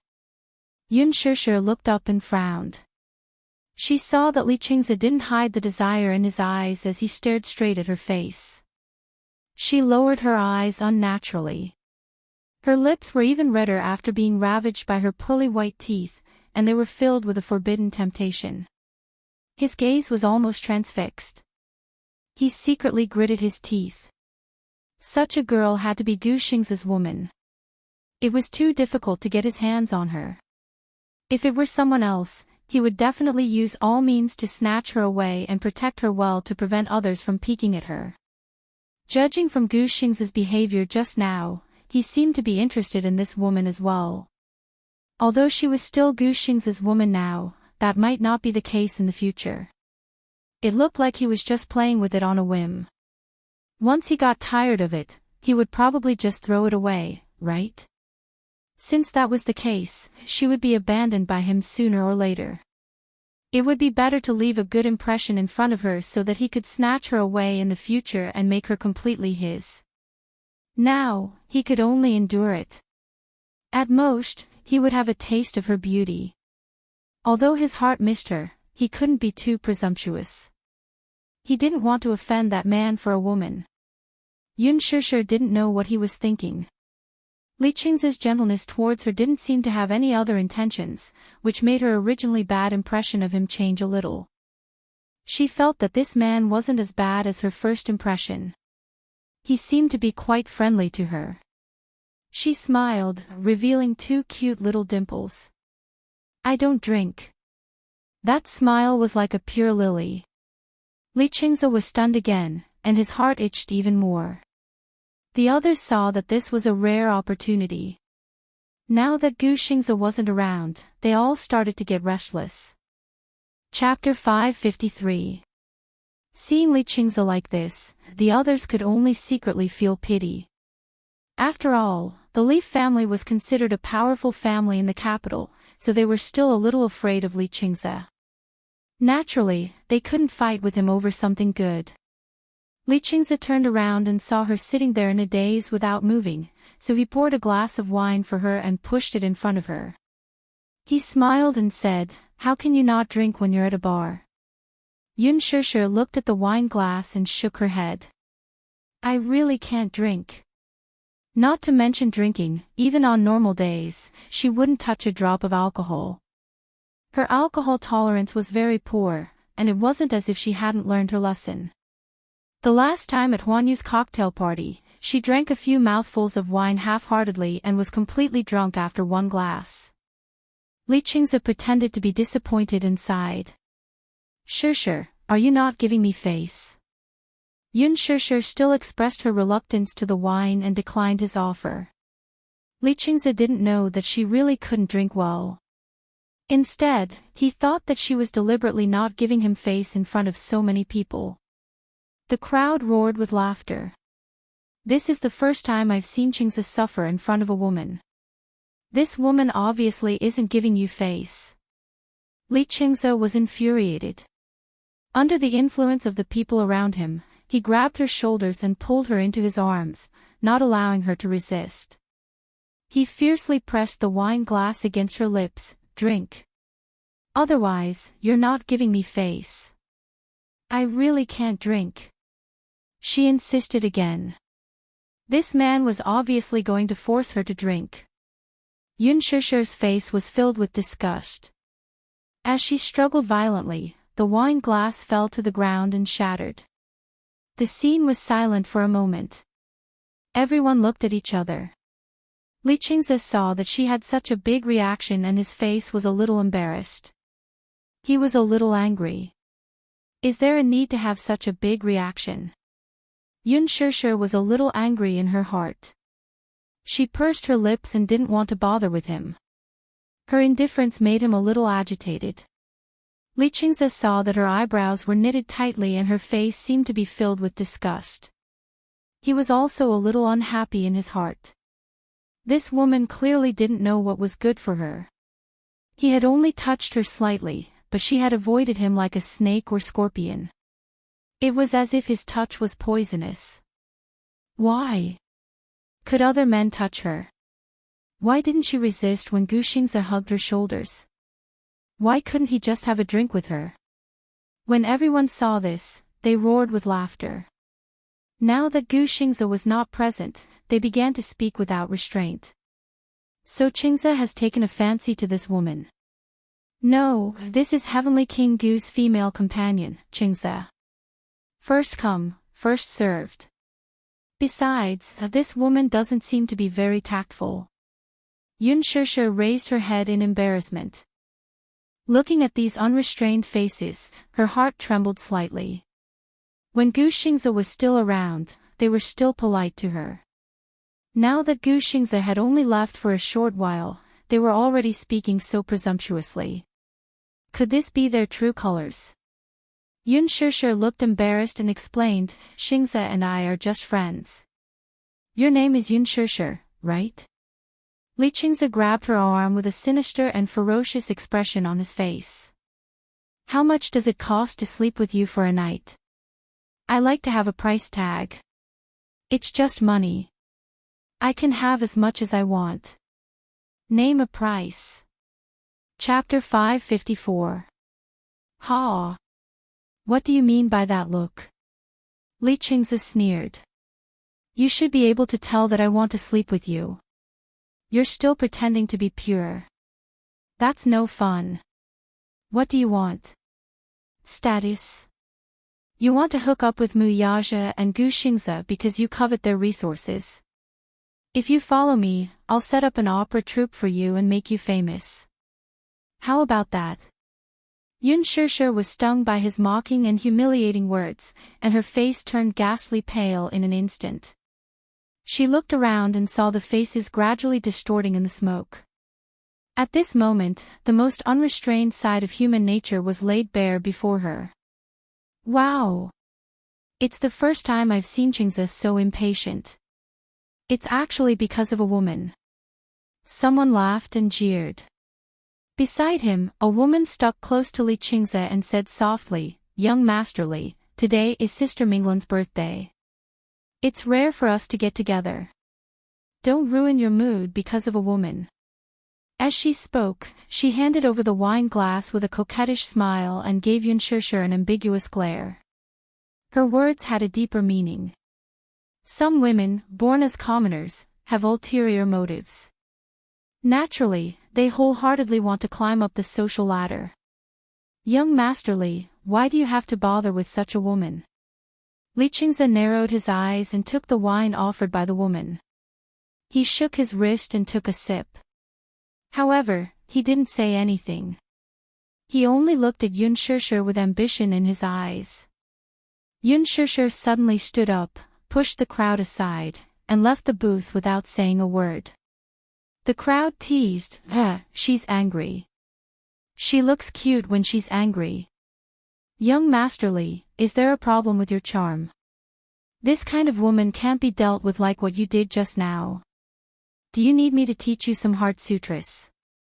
Get lost. Li Qingze was unhappy and took a big gulp of wine.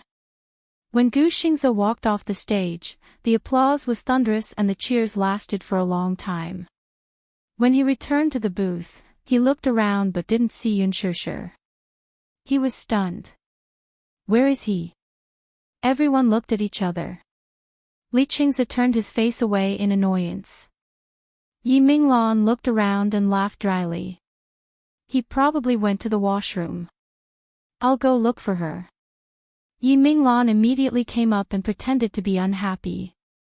I already said that she went to the toilet. What's wrong? Do you think we bullied her? Xingze, it's not that I want to nag at you, but you're here to celebrate my birthday. You're embarrassing me like this. Face. Gu Xingze looked slightly displeased. Haven't I given you enough face? Yi Minglan looked slightly awkward. Xingze, I didn't mean anything else. Don't misunderstand. You should know when to stop. Gu Xingze pushed her away and left the booth. The atmosphere instantly dropped to the freezing point. Yi Minglan felt wronged and her eyes turned red. Immediately, people surrounded her. Sister Yi, don't be angry. Tonight is your birthday party. Let's drink. Let's drink. Someone immediately agreed. However, Yi Minglan, who was sitting at the head of the table, was no longer in the mood. When she walked into the washroom, Yun Shishir was dizzy from the heavy metal music in the bar. Her ears were ringing. Li Qing's arrogant words still echoed in her ears. Yun Shishir bit her lip hard. She felt disgusted. Chapter 555.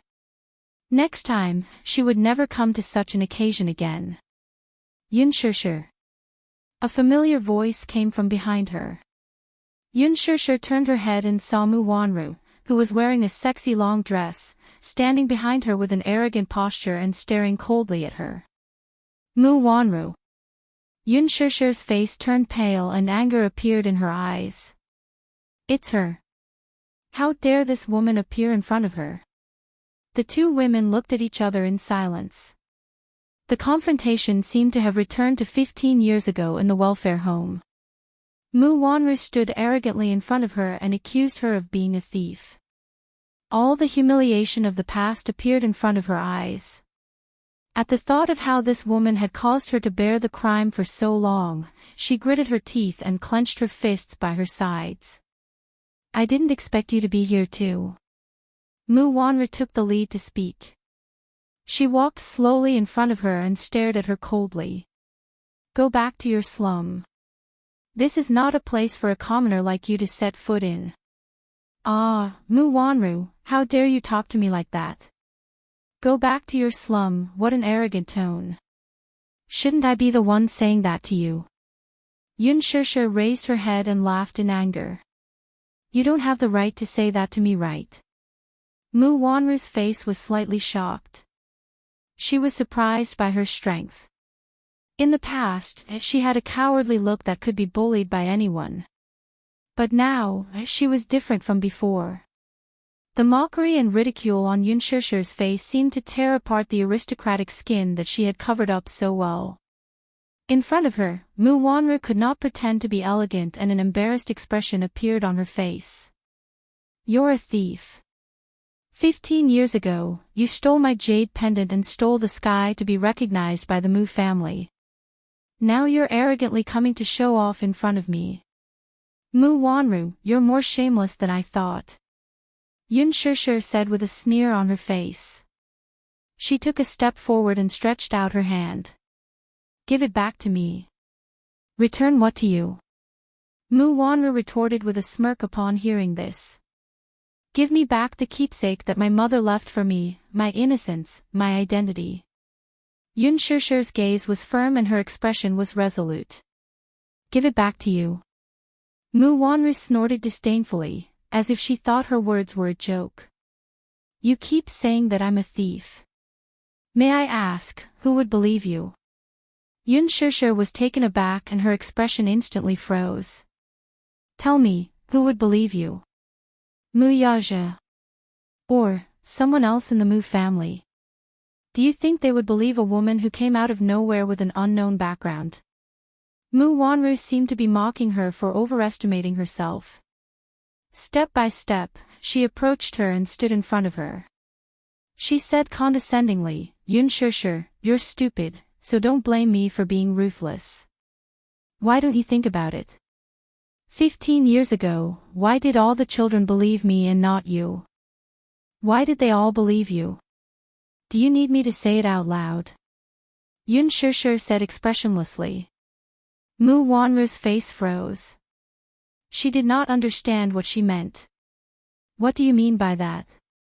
Mu Wanru, I just found out that you're really cheap to the bone. You've been using despicable means since you were young. Yun Shishir looked at her as if she was looking at something disgusting. Her eyes were filled with disgust. Do you think I don't know what kind of shady business you have with the dean? Chapter 556. Did I hit the nail on the head? You don't know what nonsense you're talking about. Mu Wanru's voice was gloomy and filled with panic. Yun Shishir's lips curled slightly as she said indifferently, "Do you dare to deny the improper relationship between you and the director?" Mu Wanru rejected her forcefully. "What improper relationship? Do you think I don't know? What happened between you and him? I don't need to say it out loud. I find it disgusting."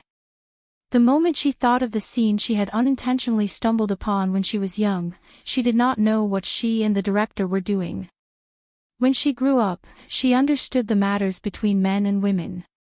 Then, she suddenly remembered what they were doing. Mu Wanru tried her best to cover up her unbearable past. Now that she had exposed it so blatantly, she flew into a rage out of humiliation and rushed in front of her. She grabbed her by the neck and pinned her against the wall with a twisted and ferocious expression. "What do you know? What did you see?" She used so much strength that it was almost suffocating.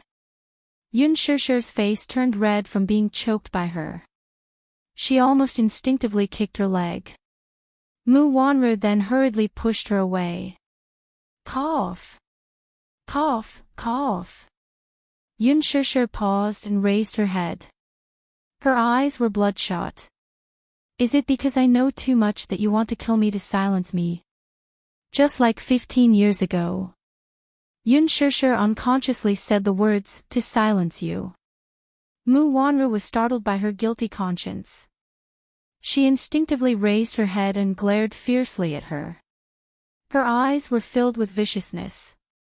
It was as if a sharp sword was piercing towards her. She knew. Could it be that she already knew who was the one behind the assassination at the amusement park that day? For a moment, Mu Wanru could not figure her out. Yun Shishir did not seem to know what she was feeling guilty about. She only said slowly, "A few years ago, the director committed the crime of molesting children and was sent to prison. On the surface, he was well dressed, but in reality, he was a beast dressed in human clothing. How many children had been destroyed by him? But Mu Wanru, you are different. The children all avoid him like he's a snake or a scorpion, but you're sticking to him in exchange for benefits." Yun Shishir's words were so straightforward that Mu Wanru's face turned ghastly pale. She paused for a moment before continuing, "That day in the bathroom, I bumped into you guys, so you deliberately took revenge. You were afraid that I would reveal this matter and threaten your image and status in the hearts of the children, so you couldn't wait to suppress me, right? So that's why you pushed me into the pond that night as if you didn't mean to. I stood out to testify, but no one believed me. Why? Because in the hearts of all the teachers and children, you are as pure and flawless as a princess. No one would believe that you would do such a thing. Even if you stole my jade pendant, everyone will only suspect that I deliberately framed you." Mu Wanru glared at her with bloodshot eyes, her shoulders trembling uncontrollably. Yun Shishir, shut up. Chapter 557. Mu Wanru screamed at the top of her lungs, "Shut up. Yun Shishir, shut up. Have you said enough? Is it enough? Not enough." Yun Shishir interrupted her expressionlessly as her lips curled into a cold arc. "Shouldn't I be asking you this? More than 10 years, it should be enough. Aren't you going to return the things that don't belong to you to its rightful owner?" Mu Wanru clenched her fists tightly. Suddenly, she let out a shrill laugh. A look of disdain surfaced on her heavily made-up face. "Who's going to believe your words? I am the real young madam of the Mu family. Now and in the future. Yun Shishir, you don't have the right to fight with me." Yun Shishir's eyes were as cold as ice, but she said coldly, "Yes, I don't have the right to fight with you because these things originally belonged to me." She slowly walked towards Mu Wanru until she was right in front of her. Yun Shishir suddenly grabbed Mu Wanru's collar and gave her a tight slap across her face. "The one who doesn't have the right to fight with me is you." Mu Wanru was shocked and angry after being slapped so suddenly. The anger in her eyes was about to burst out. "You dare to hit me? Why wouldn't I dare? Yun Shishir's lips were cold as she gave her another slap across her face. Mu Wanru grabbed her collar with the back of her hand. But for some reason, Yun Shishir looked weak, but no matter how Mu Wanru pushed her, she didn't move at all. What Mu Wanru didn't know was that Yun Shishir had learned some judo when she was young. Even if she didn't master it, it was easy for her to deal with a weak woman like Mu Wanru. Yun Shishir, you dare to hit me, you will regret it. Regret? I'm just teaching a B***tch a lesson, why would I regret it? Yun Shishir raised her hand high, her eyes filled with sorrow. How dare you? I dare you to hit me. Mu Wanru threatened in a shrill voice. I'm pregnant now. If you dare to hit me, can you bear the consequences? Yun Shishir's eyes froze and her movements froze in an instant. Her face seemed to have frozen. What? Didn't you hear me clearly? I'm pregnant. If you hit me and hurt the baby in my belly, can you afford the consequences? Mu Wanru saw her stiff expression and smiled proudly. Are you trying to trick me again? You were diagnosed with infertility a long time ago. Yun Shishir obviously didn't believe her words so easily. Why would I lie to you? Didn't you see it last time? I just found out that I have morning sickness.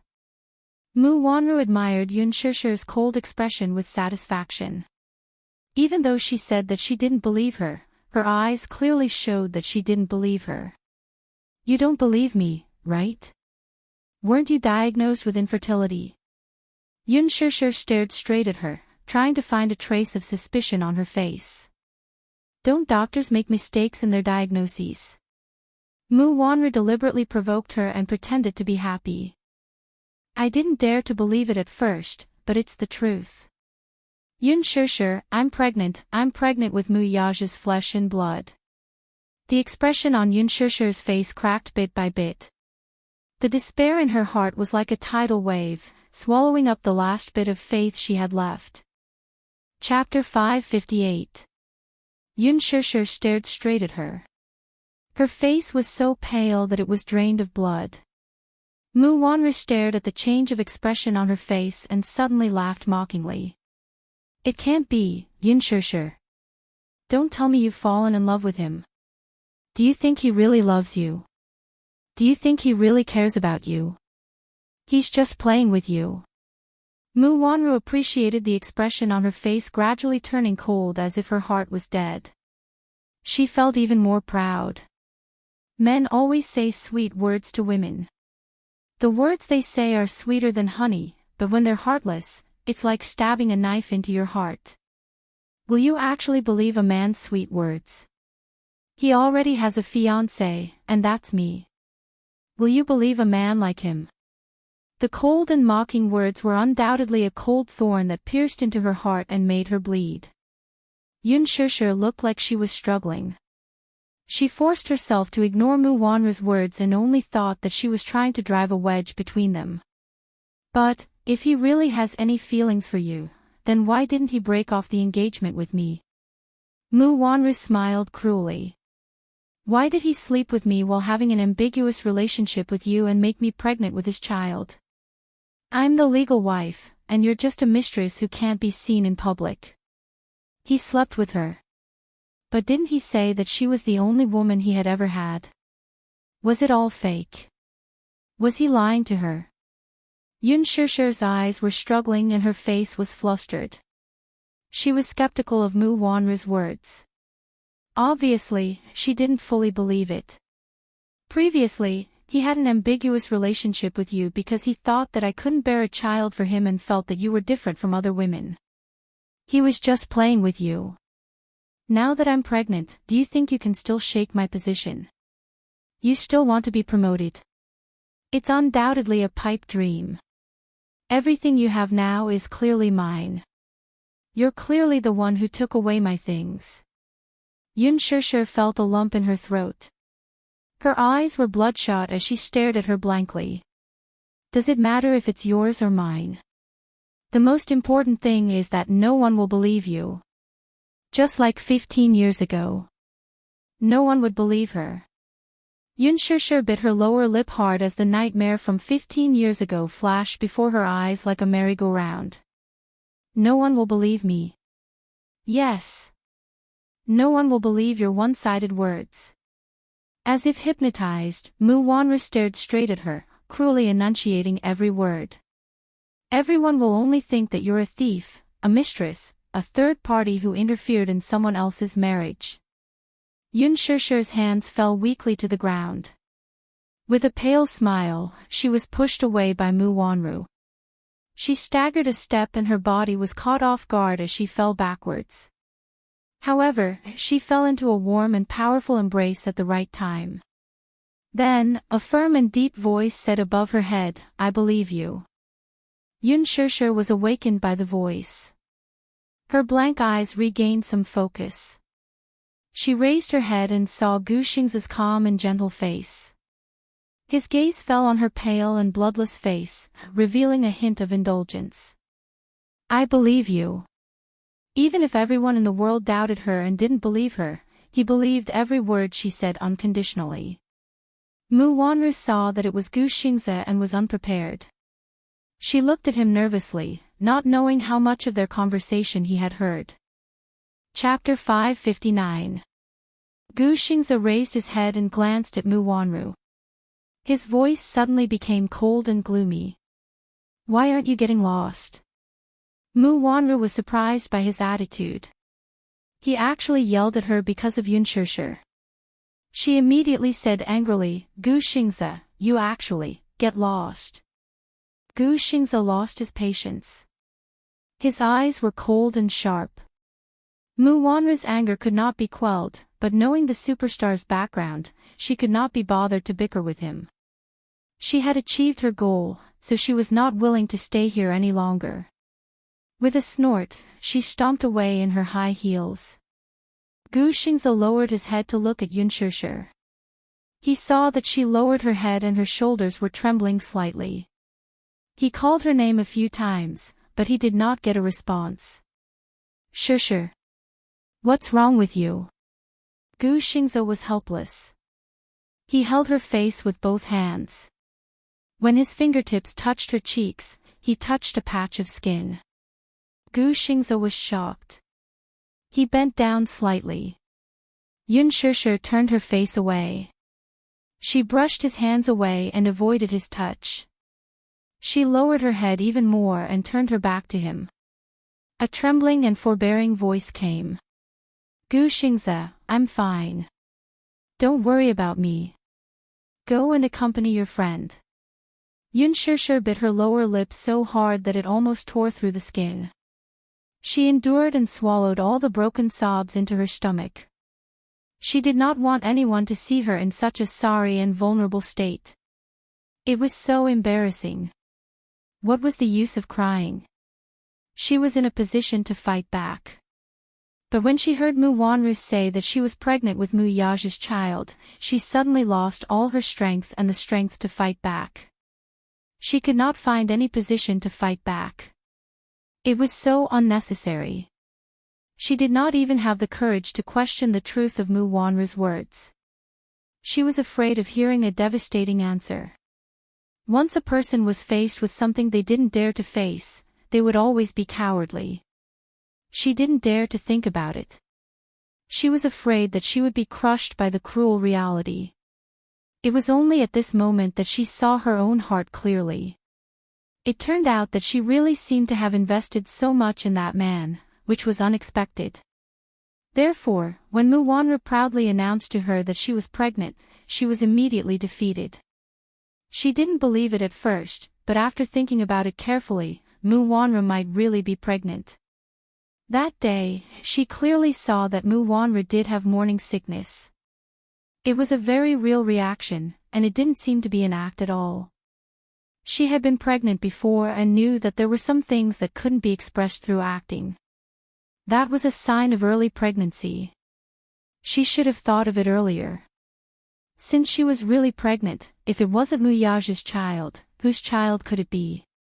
After all, she was his fiancée. Why couldn't he touch her when it was perfectly justified? Mu Yaja should have known. Mu Wanra should have been eager to tell him about such a good thing.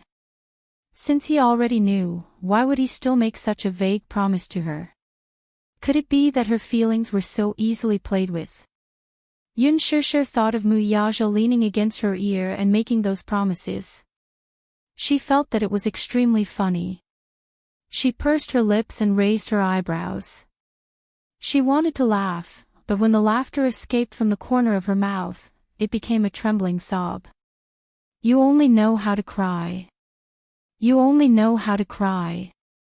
What are you crying for? She gritted her teeth and wiped away her tears forcefully. She really hated being so weak.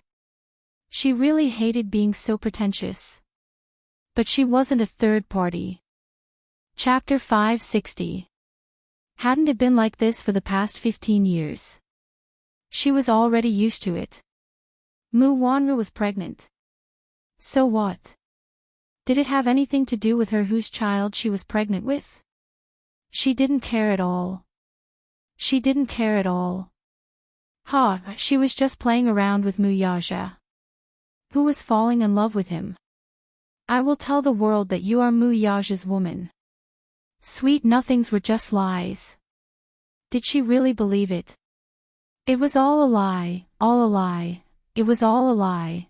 It was all a lie. Why did she believe it? Why did she really believe it? Did she believe that he would promise her a world? That he would tell the world that she was his woman? Promises were not credible at all. They were so fragile that they couldn't withstand a single blow. She knew from the beginning that a man like Mu Yaja was dangerous to her. He was a taboo. She shouldn't have any feelings for him. But she still let herself fall in love with him without hesitation. Did Mu Yaja know who Mu Wanra was? She probably knew about it. Gu Xingzi stood behind her. His eyes fell on her trembling shoulders. Even if he couldn't see her expression now, he guessed that she was probably sad. He didn't hear much of their conversation just now. But he vaguely heard the sentence, "Everyone will only think that you are a thief, a mistress, a third party in someone else's marriage." He suddenly felt that this woman seemed to be hopelessly in love with Mu Yaja. She must care a lot about him, right? How much did she care about him? He didn't know, but it must be to the point that she was crazy with jealousy. When did it happen? He also cared a lot about this woman. Qin Zhou had told him about Yun Shishir's background. 6 years ago, she was the surrogate mother that the Mu family had chosen out of thousands of people. That meant that she was the real biological mother of the young master of the Mu family. As for the reason why she did that, the reason she became a surrogate mother was probably because her adoptive father's family was in trouble. She was forced to sign the contract by her adoptive mother. Out of gratitude, she didn't reject it strongly. That was what Qin Zhou said. It was said that artificial insemination had failed at the beginning, so they had to use the most primitive method. For a girl to put down her dignity to repay her adoptive father's kindness, she spread her body under a strange man and was forced to do whatever he wanted. This girl was really stupid. He was hopelessly stupid. But what caught him off guard was that she was deeply in love with Mu Yaja. Gu Xingzi furrowed his brows. He suddenly reached out his hand and forcefully pulled her shoulder, forcing himself not to look at her disheveled expression. He pressed his hand against the back of her head and pressed her head against his shoulder. He raised his head and didn't look at how she was enduring the pain. He only said indifferently, "Be good, I won't look at you." Yun Shishir's body stiffened, leaving only the sound of her breathing. "If you want to cry, just cry." Gu Xingzi's voice was as gentle as a feather. His thin lips blew on her forehead, soft and warm. Crying doesn't mean that you're weak. You don't have to restrain yourself too much, okay? Yun Shishir struggled at first, but Gu Xingzi was so strong that she almost couldn't resist. She buried her face in his shoulder and made an almost inaudible sobbing sound. His scalding tears almost soaked his clothes. Chapter 561. Gu Xingzi's heart ached because of this. He felt that this woman was hopelessly stupid. She actually put herself in such a lowly position because of a man. At the same time, he also felt that he was hopeless. Even though she had never looked at him, he still cared so much about her happiness, anger, and sorrow. He really lost to her. He was hopeless. Gu Xingze raised his face. His left ear was filled with the piercing metal music in the bar, while his right ear was filled with her low and careful sobbing. An inexplicable sense of powerlessness filled his entire body. He suddenly felt a little indignant. Thus, he held her face with both hands and stared at her face. "Can't I do it?" His low voice was extremely magnetic. His deep gaze was fixed on her face, and his brows were slightly furrowed. "Must it be him? Can't I?" he asked. Yun Shishir was startled by his sudden question. She did not know what was going on. "If Mu Yaja can do it, I can do it too. I can also give you everything that he can give you. I can also give you what he can't give you or promise you." Gu Xingze said almost in one breath, then observed the changes in her expression. "So, can't I do it?" Yun Shishir's gaze was a little dazed. Her eyes were wide open, and there were tears on her eyelashes. She couldn't understand the meaning of his words. The expression on her face froze because of the shock. Gu Xingze's handsome face leaned slightly closer to her face.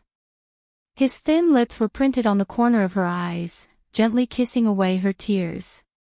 Because of this unguarded kiss, Yun Shishir's expression became even more stiff. Gu Xingze didn't stop there. His delicate and soft kiss suddenly landed on her eyelashes, sucking away her tears. Then, it landed on the tip of her nose, lightly touching it, like a dragonfly skimming the water. But just as his kiss was about to land on her lips, Yun Shishir suddenly came back to her senses and pushed him away in a panic. "Don't be like this." Yun Shishir's breathing quickened. She turned her body slightly to the side, unable to bear his sudden action. "I just treat you as my senior. I don't have any other thoughts." Gu Xingze was stunned for a moment, then smiled without saying anything. After a while, he said calmly, "I know." He knew. Even so, he still wanted to fight for it. Gu Xingze's expression suddenly turned a little desolate. She looked at him, feeling uneasy and guilty at the same time. She could feel his feelings, but she couldn't face it calmly. Towards him, there was only admiration and respect, nothing else. Since he didn't have any, he couldn't get close to him and give him any hope, only to disappoint him again. She couldn't afford it. He saw that she was a little flustered, as if she was caught off guard by his sudden kiss. He reached out and gently stroked her hair. "I'm sorry, I went too far." "It's okay," she said uneasily. But in her heart, she was shocked by Gu Xingze's uncontrollable confession. Yun Shishir turned around, struggling for a moment. Then, she looked at Gu Xingze's face and forced a smile. Let's go back." With that, she walked towards the booth by herself. Gu Xingze helplessly pulled the corners of his mouth and followed behind her. The two of them walked one after the other, but each had their own thoughts. If she turned around at this moment, she would definitely see the disappointment and pain on his face. Chapter 562. Along the way, Yun Shishir lowered her head and walked forward, bumping into people from time to time. One of the men had just walked down from the dance floor. Yun Shishir lowered her head and walked hurriedly, but she suddenly bumped into his arms. The man held her shoulders. When he lowered his head and saw that the woman who bumped into his arms was so pure and seductive, he thought that she was deliberately trying to attract his attention and throw herself into his arms. Yun Shishir raised her head and saw that she had bumped into someone. She immediately apologized and wanted to leave, but the man grabbed her wrist. "What's wrong?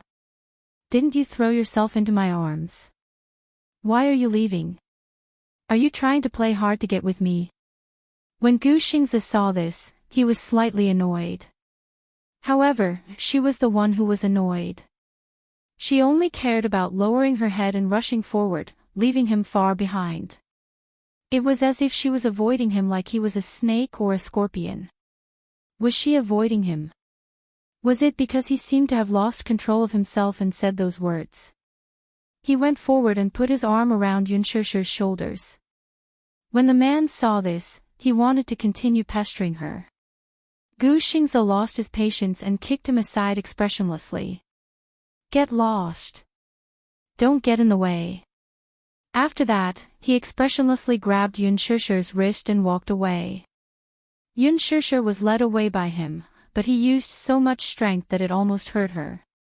Yun Shishir cried out softly in pain. She raised her head and opened her mouth, but she saw that his jaw was clenched, his thin lips were pursed, and his brows were furrowed. His eyes were filled with cold anger, and his expression was very unpleasant. She felt that he seemed to be angry. But, why was he angry? She clearly didn't do anything. Gu Xingzi, you're angry with me, you don't have to deliberately avoid me. Gu Xingzi suddenly stopped in his tracks and looked down at her, interrupting her words. If you like me, you like me. If you don't like me, you don't like me. I just don't like to suppress myself. Yun Shishir was stunned. I won't force you to like me, so you don't have to avoid me like this. Do you understand? I know, Gu Xingzi rubbed his forehead, feeling a headache coming on. He suddenly realized that he had lost his composure. I'm sorry, he practically carried her all the way back to the booth. He walked very quickly with his long legs and big strides. He walked in front of Yun Shishir, who was following behind him, couldn't keep up with his footsteps and stumbled. She allowed him to grip her wrist so tightly that it was as if he wanted to break her wrist. Back in the booth, the two of them sat down. Yun Shishir deliberately kept a distance from Gu Xingzi and sat far away from him. Gu Xingzi sensed that she was trying to avoid him, but he did not point it out. He thought that his actions just now must have frightened her. She probably didn't have any thoughts about him. From the beginning to the end, she had maintained a distance from him. Many newcomers who had just debuted couldn't wait to get close to him when they saw him. Many female celebrities even wanted to use his resources to climb up the ranks. However, this woman kept a distance from him when he tried to get close to her. Even if she wanted to make use of him, it would have been fine. However, she rejected him so cleanly, which made him feel a little dejected. Women were really hard to understand. The people in the booth were originally fooling around, but when they saw this man return to his seat with a cold expression, the atmosphere became slightly tense.